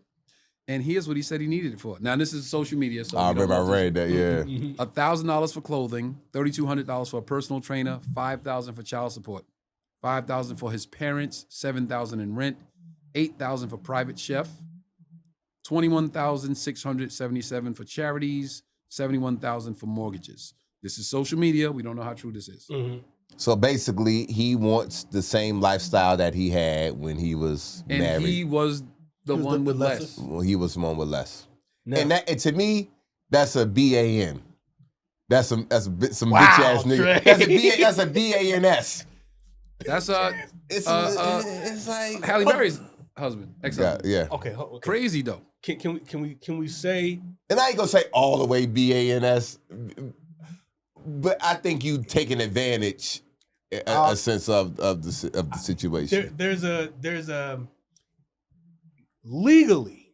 I'm not talking about emotionally and mentally. I'm not talking about that. He's entitled. I'm talking about legally. You should be able to look at the finance, because that's the first thing you have to do. Or y'all getting how much money y'all got? They go right to the money. Now you list the reasons, and that's legit. A personal trainer. You got to make sure he gets, because you got to go do this again. You just want to make sure he can stay in the game. Get back outside, right? Yeah, you got to get back outside. Okay, trainer. Okay, you got to eat right. Okay, that's a personal chef. You can justify stuff like that. Nah, you can eat right on your own, motherfucker. Right. Okay, but still, the means is there. Whatever, would you say the lifestyle, whatever. You want the same lifestyle. Look, man, I get that. I don't have a problem with that. I have a problem with you using the system to hit somebody over the head because the relationship didn't work out. That's what I have a problem with. If you could end something amicably amongst the two, what? Amicable. I'm fucking if you could do it, but I was saying as if doing it now, as a verb. Is that the right way? No. Amicably. Yeah. Amicably. Ass sounded like Dr. Umar, who kept saying Jeff Moss. I'm like, he kept saying Jeff Moss instead of Jeff Ross when Dr. Umar was talking about the road. I think that was intentional. You could. We gotta get Dr. Umar on the podcast. You could work that out amongst each other. It'd be fire. It's when it's fiery and you fighting with the with the divorce and the separation and and everybody hates everybody. Then the courts got to get involved. That's when the shit get messy. If you can really sit down and talk to your partner, like, listen, this ain't working. What we trying to do? And if everybody could do that without emotions and say, all right, I'll be willing to do this and do that. You can have this and blah, blah, blah. You have to have a willing. Yeah, you got to have a willing it takes participant. A willing person, the participant, they have to accept or not accept, but take the emotions out of it. If you can do that, you can have a conversation. Eddie? But I think I do agree, though, if the person cheats, then it should be null and voided. Because what's null and void? A prenup? The prenup. If it's in the prenup. Where's Eddie? Man, you can put anything in that prenup. Oh, I didn't see the tint. Yeah, I think. I know. I've seen it before. I just didn't see nothing it right now. Like no assets, no children. Did you finish coloring the no squid? Pets. Yeah. That you drew on the box, Charleston. You should still, between the two of you, how much is you said you was gonna get it? Let's say it's $2,000. You said you was gonna color it when you got there. Y'all need to save up, and y'all need to do a legal transaction to make sure you're both protected, not just from each other, but from the state determining what's going to happen, and especially if you have no lawyers, because people, this is a courthouse. And people that don't have nothing, they just want to fill out the form and they want to take whatever is coming. Yeah. And I think a lot of people get shafted and railroaded not knowing their rights and not know how to do that. Yeah. You know, how to separate legally from somebody. But it all goes back to the saying how we said, going into it, if the person is requiring you to sign it going into it, how does that make the other person feel? Just like we said last week, the same. If they don't want to give you your last name, or they don't want to take your last name. I want to know what he says about that. Yeah. But see, the discussion. That's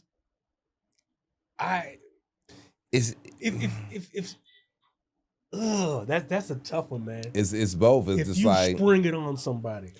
I think it's something. To be honest, if you're seriously dating somebody that it can potentially go in that direction of marriage, I think it's an early conversation. And then you guys and somebody do have some assets and money and whatever. I think it is a conversation that should be had. Of course. I early, so it's not sprung up on the springing up of what we're discussing, the prenup and then taking the name and stuff. Yeah, we had the conversation. We had the conversation last week too. It's kind of the same thing. Taking the name is springing up on somebody. Wouldn't that be? How would you feel? Kind of like, okay, so how would you feel if your partner said, okay, I want a prenup? It's kind of in the same notion of your partner saying, hey, when we get married, I want to keep my last name. How like, are you going it? Why? Like, what's your reasoning behind that? My man got divorced. His ex-wife got remarried. They have 2 kids. The ex-wife calls him and says, would you mind if I hyphenate our children's last names to the new husband? He was like, yo, son, I just looked at her. I was just like, this shit's so crazy. Man. She went and asked the new husband. The new husband said, yo, you out of your fucking mind? You know no man would agree to some shit like that. Right. She had to call ex-husband back like, I was bugging. Like, I don't know what I was thinking. Yeah. And now she's divorced from second husband now. Anyway. You know why? Because he saw the fact that she even had the audacity to ask the ex-husband. That was a reflection of, yo, this shit can happen to me. So what'd you say? He said, man, I just looked at that. I looked at that. Yeah. He was like, and she went and asked new dude, he like, Yo, you out of your mind. So Man, going fire into a it marriage and a came woman up not in my saying, soul. I want to keep my last name, how would you feel about that? Nah, you're gonna be a rock. You go So it's kind of the same notion with the, going in with a, But then you know trying what? to figure that- Let me play devil's advocate. That's interesting because they say, what if a woman says, we talking about beforehand, right? They say, I'm going to keep my last name, right? The woman says she's going to keep her last name. But then what about the women that get divorced and keep the last name? Like, yo, you not this no more. Right. Right? Now you get to be a rock forever? Now, Right. Nah, yo, you don't. If you don't want, let's say the woman says she wants a divorce, so you don't want to be with me. You're saying you don't want to be you saying I'm She choosing initiated another it. life outside of you. Yeah, I'm gonna try to have a better life without you. So why you got to keep the last name? yeah, for them Really, you really want to go checks. off? Go off, yeah, yeah. right? That's what John McClane said in Die Hard. They said, "Oh, you using your maiden name? I guess you still don't want to cash some checks." Remember that in Die Yeah, Hard? you don't. He said you don't. Yeah. I thought it'd be easier for work. It wasn't easy when you signing them checks. Yeah, yeah, I When guess. I'm Except when signing, you sending trying checks. to, them Yeah. checks. But Shout out John McClane. Yeah. Yeah. But I think the names, these little things that are symbolic of your union, I think that there's some value there. It is. But when you spring that on somebody, like after you get married, all it is a form to go change. I know people that got your name. married and never even like had a discussion about it. Like she kept her name and he kept his name and that was that. Yeah, If that's the just- thing, then that's They never okay. even had a conversation about it. Mhm. Then that's all right with them. But if it means something to you, Yeah, and I never they- thought about it. Like, yeah. You're I joining think that family. You're going to be part of that family, right? Yeah, I said what I said last week, but if somebody springs, I'm never gonna take your last. I love you, but I'm not gonna take your last name. yeah, you That doesn't kinda- sound right to me. Yeah, you kind of looking like, well, And I want our kids to have my name, not yours. But I love you, and I want to spend the rest yeah, of my life with you. it's That's just what like the fuck you you not, talking about. you not really. Like, why do you want to get married to me if I can't put my name on my legacy that comes through you? Yeah, you not showing me. You're not showing What? me that that's what you want to do. But we're socialized like that. I the maternal labels that somehow leave us, that gets left behind. There's something to be said about that, man. I mean, we're socialized into this way of thinking, but it does mean something when your name is on it. I feel like it does, man. It means something. I really feel like it does, man. Weddings, man. I mean, marriage, and it's a lot. It's a lot. I mean, I don't know yet. I'm not in it yet, but those are conversations and things that some people need to have. Like I said, I didn't have to have that conversation as far as with the name change because it was she already practicing signing stuff with that means something. That means she's excited the value of being married to you, being your spouse, taking that says a lot about her and her commitment before you even go through the wedding ceremony, the ritual of joining souls or whatever. She's already changing the broom, emails whatever. and things. The fact that Ivy is already using the last name in her mind and practicing the signature. That's good. And the it's signature. like, yeah. That means she's her like, heart okay. is in it. Their heart is in it. But if you have to drag that out of somebody because you never just did. assume they're gonna take your name, it's like, okay. That's maybe- good. That's a good thing, right? Yeah. Oh yeah. I that's never the thought about that. Like, do women like start practicing right now? Oh, she Oh, yeah, when they she into practicing when they in love you, emails and Email, I'm gonna change my just email. real giddy, like look what I did, and I was just like, That's a See, good thing, man. That's the one. That's a good thing. and speaking of, What are you practicing? Shit, listen, I'm trying to practice patience. I've been practicing a lot of patience, man. I've been practicing like not just not getting aggravated.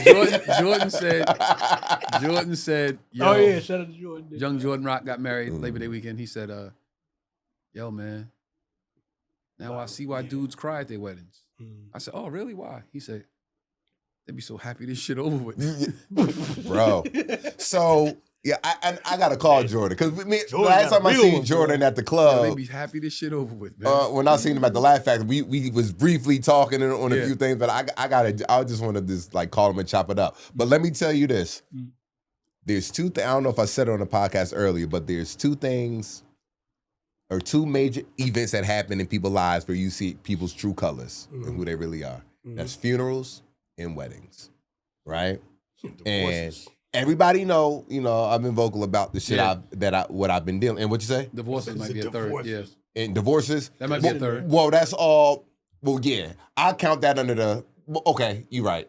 But True colors, like as far as like anger, like or No, how people are. yeah. how people How are. other people go. are. More important Right. than yourself. Yeah, I'm not even talking about amongst each other. I'm talking about other people. Oh, You be like, God damn, I ain't know my aunt was this crazy. Or like, Yeah. or damn, I didn't know this nigga would be like this. Mm-hmm. And bro, like, I just dealing with this wedding, dealing with planning everything. I come to the conclusion, man, where I really gotta kind of let my multiple of my day ones kind of go, like on some like I kind of gotta forever or just for the event. So wait, bro. let me. So I don't know what they're doing. I don't know what they're doing. I'll let but you know. is it worth falling out for the rest of your life, or is it like, yo, they just didn't handle the event the way I thought they would? So let's talk about it. So and then we'll figure it out. Do you have a what I wedding planner? mean? Yeah. Okay, all right. Okay. So and I don't want to I'm gonna get specific, but I don't want to throw the name. Okay. But everybody know my one partner. Best, Yeah, you told me you best haven't friend, heard. Ain't talked to him, whatever. Mm-mm. All right. So that's already like, all right. So that's already kind of like, damn. You know what I mean? It's just like, when you go from a nigga thinking he dead in jail and they active on social media, but ain't responding to you or nobody else in the crew because he realizes that anybody else in the crew is going to be like, yo, it's all going to be related somehow back to. Is there something in this? I know you spoke about it before, and I'm just trying to get more information. Is there something in y'all's relationship, you and his relationship, that you're not addressing, that we don't know, that you could see why this is happening? No. There's no lingering something from, okay. No, it went literally from a regular conversation. Hey, all right, man. Shit, we'll catch you tomorrow. I create the group chat with everybody in it. Ain't heard from, and then from that point went ghost. Reached out to him. Does he have beef with anybody else in the group? No. Yo, you good? No response. Then I got that one response. Yeah, bro, I'm good. I'll be home around 2. When I when I get when I get home, I'll call you and fill you in on everything. But I'm good. Bet. Nothing. And then I see him active on social media. All right. Now, of course, so then other people are reaching out. My cousin Smack in Jersey reaching out. Ain't responding to nobody. Then kind of he deleted himself from one of the group chats. All right. Bet. So with that being said, you would think the other brothers would step up and say, all right, Ken, my man, whatever, he fucking up. Let me step up. Right? I gave one of my bros a pass, and I'm saying that I delegate the pass, but my pass is understanding. Hey, I know you just got out in January. I get it. Right. I know you're not working. I know it's a financial obligation. I'm not holding nothing against you. But what I do ask is that you still communicate. If you can't make certain things, just let me know. The only expectations I put on everybody is communication. So my other partner, bachelor party, June. I didn't even throw a date out. Well, that's me. It's me and my wife's 20-year anniversary and her birthday month. I ain't gonna be able to make it. I'm like, bruh, I ain't even give you a date yet. He ain't making it. Now, how I would do, and like I said, and I want y'all to let me know if I'm selfish, if I'm right or am I wrong. No, I'm laughing because my birthday in June, and I always be like, my brother, Los, my brother, like, to the death. Yo, son, birthday. Yo, son, wifey birthday the weekend after yours. Tell me you're gonna go to. Nah, nigga, make my shit. Yo, what you talking about? Like, make my shit, bro. So you probably gonna be on my side. I'm like this. Love you, kid. I'm like, yo, you're 20 years. Cool, congrats. Nigga, I was at your wedding. At 24 years old, young and still did everything I had to do. in my mind, I would be like, yo, it's co-ed. Boom. Yo, wifey, we all know, we all met at the same time, you know, when you met your wife. So it ain't like she don't know us. Yo, we gonna celebrate in Vegas. Interesting. We all gonna just do it that way. And, you know, and hang out like, yo, I can't miss this. Nothing. So, and then my other man, yo, you wanna be there in Vegas? MIA. And he was the one that was gonna be a little shaky. I was shaky about him, but then he called me excited. Yo, because he got offended. I gave him a pass. I'm like, yo, I'm giving you a pass, bro, because I know it could be 9 months I don't hear from you. And then out of the blue, you just pop up. Here's a pass. Why would you say that? Kind of got low-key offended. Then he called me excited. Hey, man, I'm going to never miss this, man. I'm going to be here. We going to be doing this. Boom. I'm like, oh, shit. I'm like, bet. Text him, yo, you want to be at the bachelor weekend? Nothing. So none of my day ones are going to be in Vegas. I know you working that weekend. I told Fox, you know what I mean? The June 5th through the 7th. It's next week. Yeah. Damn, that's... Yeah. Trust me, I be checking niggas' schedule before I throw out the, you know what I mean? It's next week. That's next weekend. Yeah. But we'll, you know what I mean, we'll do something else. The 5th through the 7th. You every day. Okay. Yeah. But I already checked. You can't do the 8th too? So, quick shit, I say out there another day, but... Quick question. So, the person that you like, hey, I got to let him go.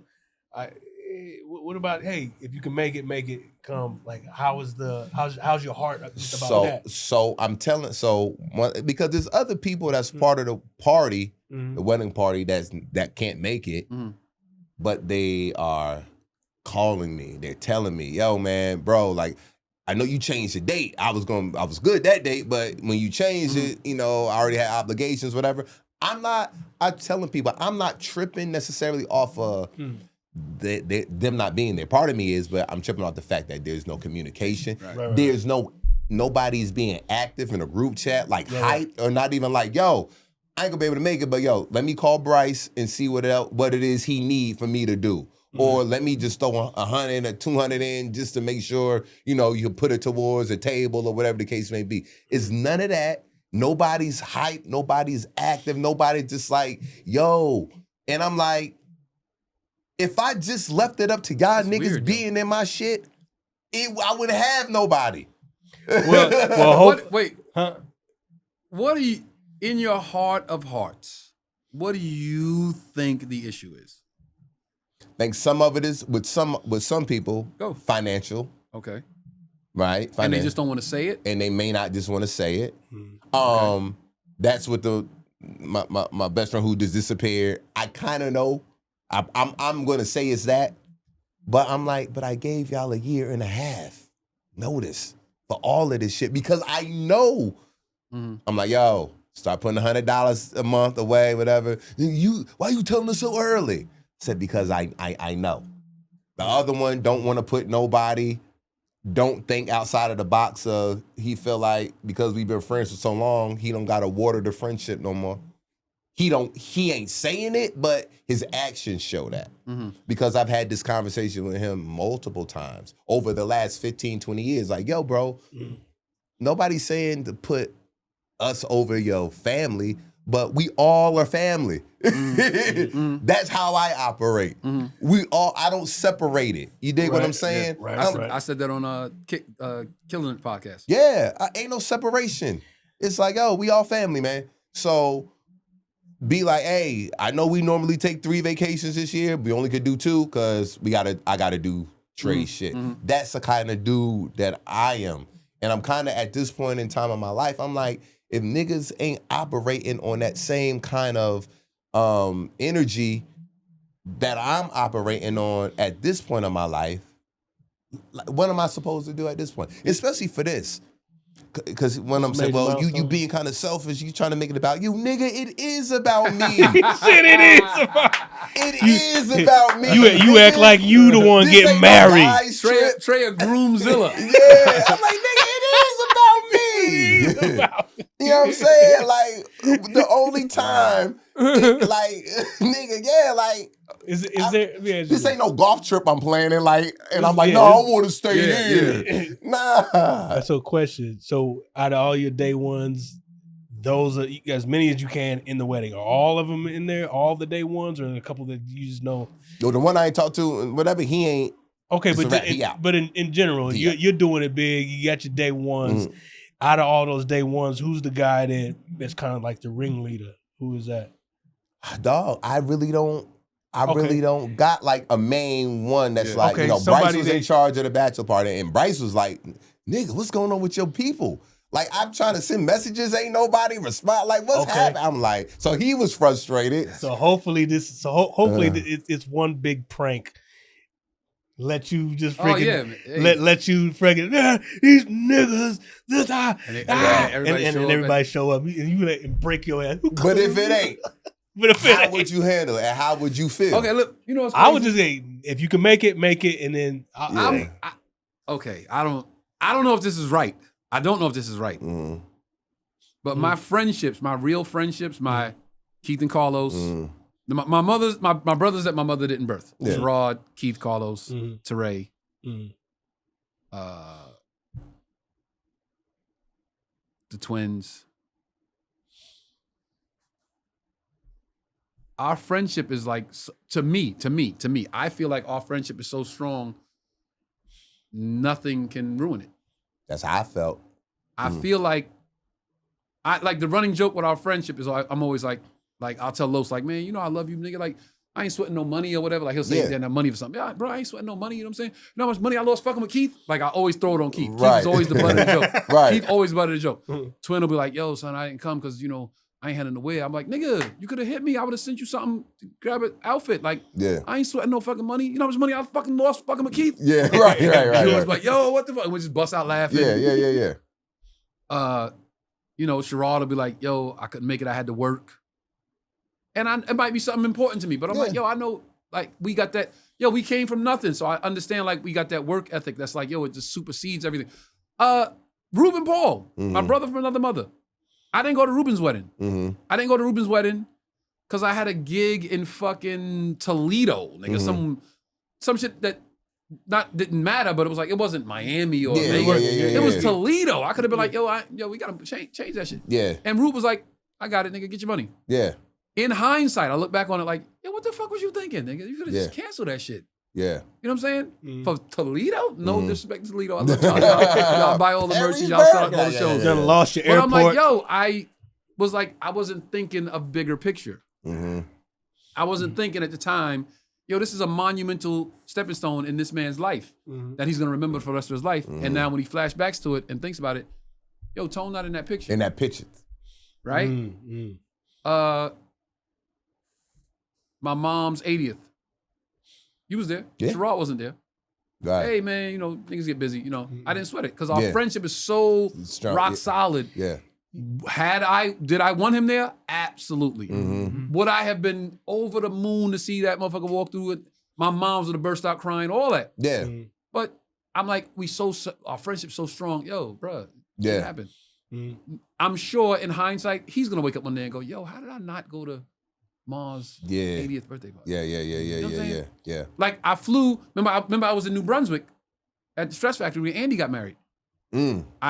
All the shows already sold out. I'm like, yo, it's 5 sold out shows. But my sister getting married. I jumped on a plane. Remember, I jumped on a plane and flew to South Carolina.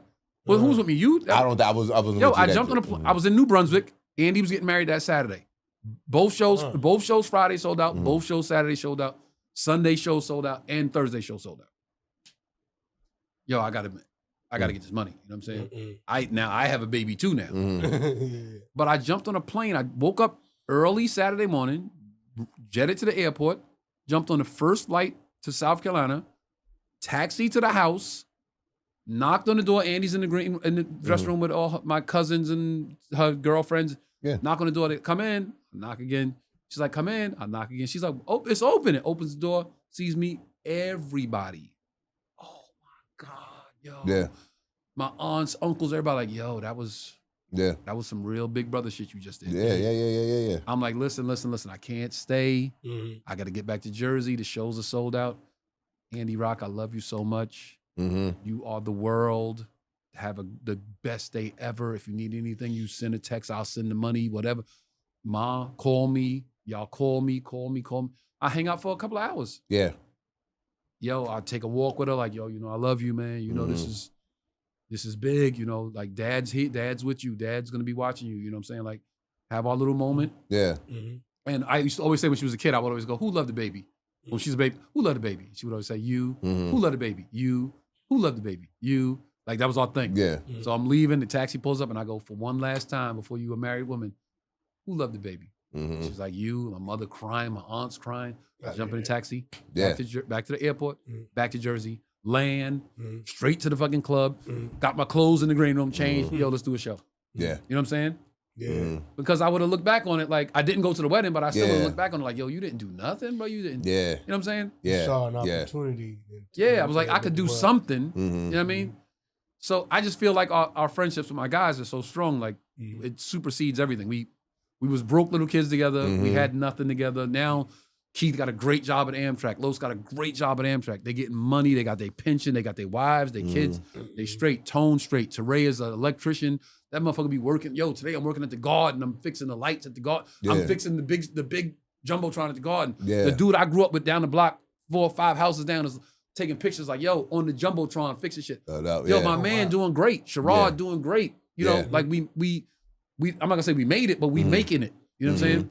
So I just celebrate that so much. Like, if they was like, I can't make something, I would just have to be like, I understand, bro, because I love y'all too much.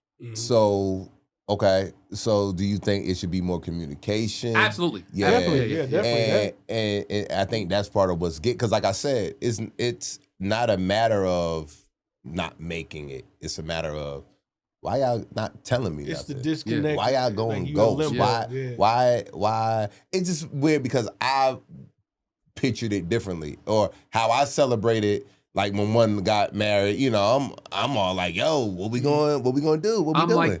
I'm like that with Charleston. Yeah. So if they say they can't make something for me, all right. But when it come to Charleston, I'm like, hey, yo, man, call my baby, man. It's his birthday. Yeah. Hey, yo, nigga, come to LA for a week and see my baby. Like, with Charleston, I'm like that to a 1,000th degree. Yeah. Like, yo, you ain't call Charleston on his birthday? I mean, you ain't call Charleston for Christmas? What you doing? What you doing? Yeah. Yo, son, I wasn't thinking. I was, because we don't call each other on Thanksgiving. Yeah. But call him. Call my Here's kid. the question: Is Charleston, out of all the brothers, is he the only one? It's the only child, or did you Yes, Chrissy has 2 daughters. Andre has 3 sons. Right. Okay. I want more kids, but I don't want more kids with I don't want. That's his mother. That's his mother. That's his mother. I don't want that. Right. So he probably will be an only child. Okay. Right. Because that makes a difference when you have your uncles and cousins. And Yeah. That's why we hang out the way we hang out. We hang out like we boys. Me and Charleston. That's my man. Yeah. Every day, Dada, he'll say, Dada, can we go? Dada, his thing. He into ocean. He's big into the ocean, like the ocean creatures, the dark zone. He tells me about the dark zone. You go so far down in the ocean, it's no light. Light doesn't exist down there. So these creatures, the fish and everything, looks way different because they have to adapt for no light. Right. And he's into them big. So he's like, Dada, can we go see some of the dark zone creatures at the museum? We in the car 10 minutes later. You know what I'm saying? Yeah. Man, some crazy. He's into dinosaurs. Dada, they got the dinosaur exhibit at let's go. Yeah. That's my man. But my man say, yo, son, let's go eat. All right, what you got a taste for? You know what I'm saying? And you had that expectation of your peoples making sure that they have that relationship. I told B, sorry to cut you off. I told B when I bought the new house, it was like, yo, it's gonna take a long time to get renovated, but when it's renovated, yo, it's gonna be big. This is gonna be here, this is gonna be here. Yo, I'm looking forward to doing Thanksgiving at my house. And B said, yo, when it's done, I'm doing Thanksgiving there every year. When your house is done, I'm doing Thanksgiving at your house every year.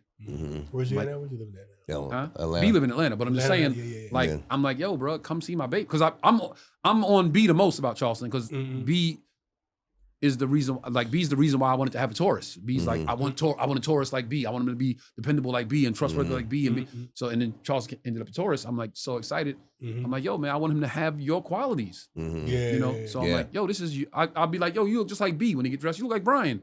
I show him pictures of Brian when Brian was a baby. Look, you look like Uncle B. I'm talking to B on the phone. Yo, it's Uncle B. And hey, Uncle B, like I want them to have a relationship. I'm diligently working for them to have a relationship. Right. Like I did with my moms. I wanted my moms and Charles to have a relationship.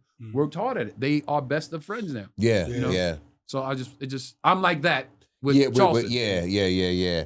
And I'm always the one like the communicator out the crew, the leader per se, in the sense of anytime it's trying to get everybody together, I'm the one that's like, yo, we gonna do this, we gonna do that. So maybe you kept it together all these years, but maybe y'all been friends all these years because you kept it together. Yeah, because maybe if you'd have stepped back 10 years ago, y'all wouldn't even be this tight. Because everybody don't talk to each other. I'm the one that talk to everybody. That's the one don't talk to the other person like that, or one don't talk to the other as much. Like I'm the one that keeps a constant communication with everybody. Okay, this is for another podcast. We don't have enough time to get. But the other crew of friends that I used to run with, that you know, that's why we fell out.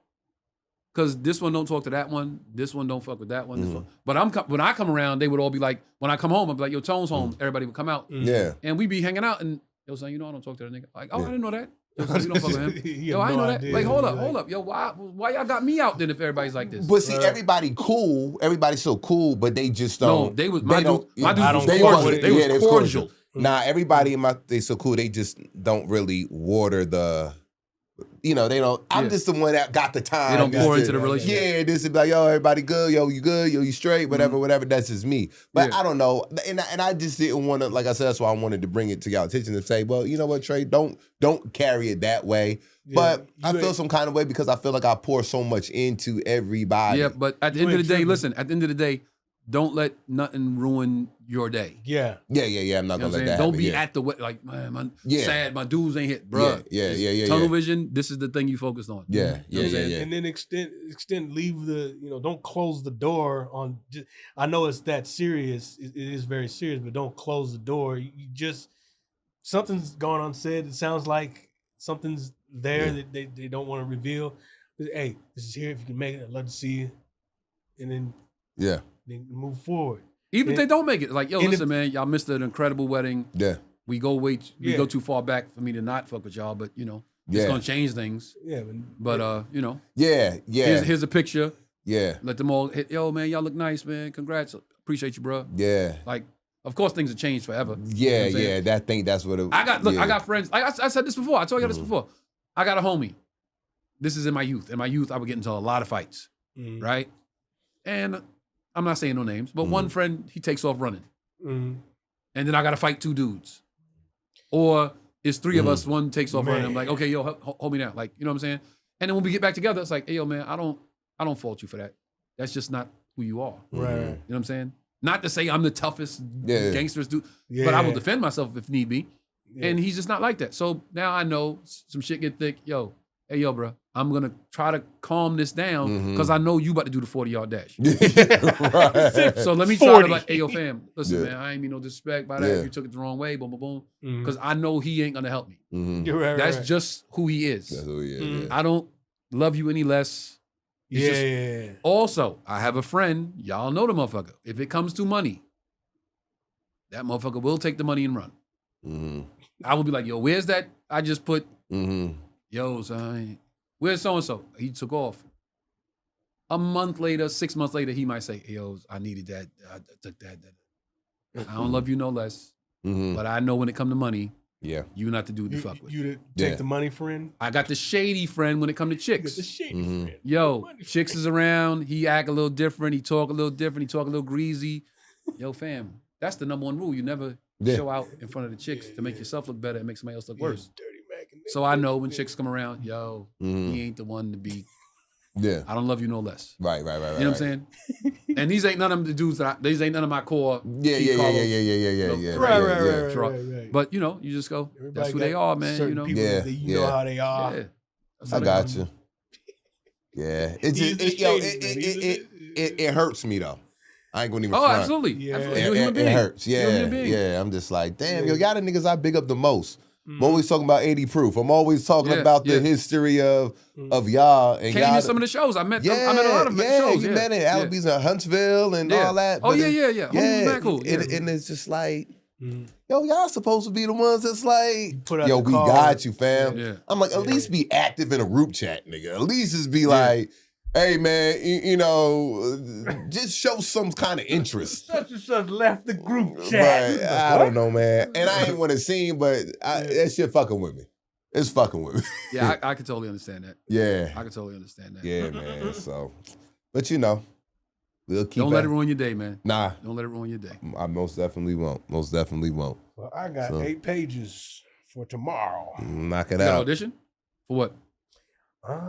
That's Fox's way of saying let's wrap this shit Let's up, go. y'all. Yep. No, I'm just saying. I don't know. I got know. 8 pages tomorrow. Okay. Hey, it is Well, what it congrats, is. man. We'll knock that 8 out. What's the man. what's the audition for? If you can. If Oh you no, can say. it's for like a episodic type thing. Episodic. I think recurring. But yeah, You got nothing for the Patreon? Oh, shit. I don't unless we're gonna chop up some real game, for the comedians or something. But I don't have anything. It's already 8:30. We already.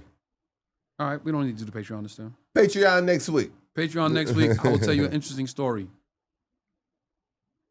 Yeah. What do you say? Oh, What do you say? I said, are we signing? I think he's No. waiting for a What sign-off. you working on? What you got coming up? So Sunday got the Laugh Factory Long Beach, 7:30, 7:10 show. Mhm. So I'm gonna be knocking that out, and that's what I got this week. Okay, yeah. I'm at the Belly Room in a couple weeks. Mm-hmm. I'm in Greenville, South Carolina this weekend. Greenville, I'm coming home. I'm not from Greenville. I'm from South Carolina. South Carolina, I'm coming home. Yeah. I'm in D.C. June 4th. Mm-hmm. I'm doing a one-nighter with Tommy Taylor, doing the Almost Ladies Night. Yeah. Okay. Shout out to Tommy Taylor. Tommy Taylor Jr. Tommy Oh, Taylor. Tommy His Taylor. pops Jr., is like, my I bad. don't. His pops like, he shot me off for what? I don't know that. Yeah. And then that weekend I'm in Richmond while you're in Vegas for a bachelor party. Okay. Yeah, I got Laugh Factory. I'm back out of town June 18th, Houston Improv, then 19, 20, 21, Addison Improv. Nice.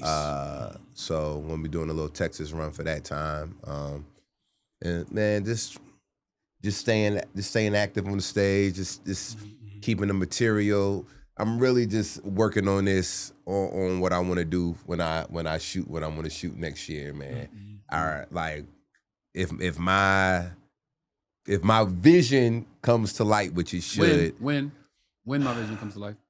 when my vision comes to life. Right. Change your words, change your world. Yeah, it's gonna be dope, and I'm excited, prepping for it now as we speak with what I'm writing, what I'm talking about. It's so authentic, it's so me, it's so personal, and I'm just envisioning it every day. I just got, I want to do that, I want to do this, I want to do that, and I just can't wait until I start getting everything in motion as far as production and all that. But I'm putting it out here. I'm going to shoot the special in 2027 after I recoup from The honeymoon. But yeah, man, it's going to be dope, and I'm going to be getting everybody's input. I'm going to be having everybody in the writer's room. I want the shit just to be as just tight and as just like, yo, try this, or yo, you should do this. I just want all the input, man. So I'm looking forward to it. Yeah. So that's what I've been working on. You said Dallas run. My birthday party in Dallas, June 28th. June 28th? It's a Sunday. All right. Don't say you didn't know. I knew he's going to be somewhere. Don't say you didn't know. I'm in Miami to that Saturday. Okay. That Friday I'm going to Vegas to see Jeezy. Okay. Residency. But 28th, Dallas. That. All right. Hey, y'all. All right, ladies and gentlemen. Pop bought a car. Thank you for tuning in weekly. We appreciate y'all.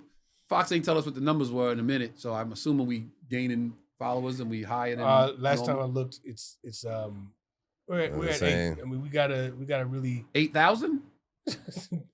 8 on the Patreon. people. No, not the Patreon. I'm talking about the subscribers. Subscribers. We Oh, over man, 18K. 18,000. 18,000, nigga. Say that shit with pride. Say it with your chest. 18,000. 18,000. Shout out to y'all. Shout out to the Patreon followers as well. Yo, it's the Green Room. It's Tone Rock. It's Trey Elliot. It's Joe Feezy Fox. See you next week. Charleston, Dad, I love you so much. Peace. Peace.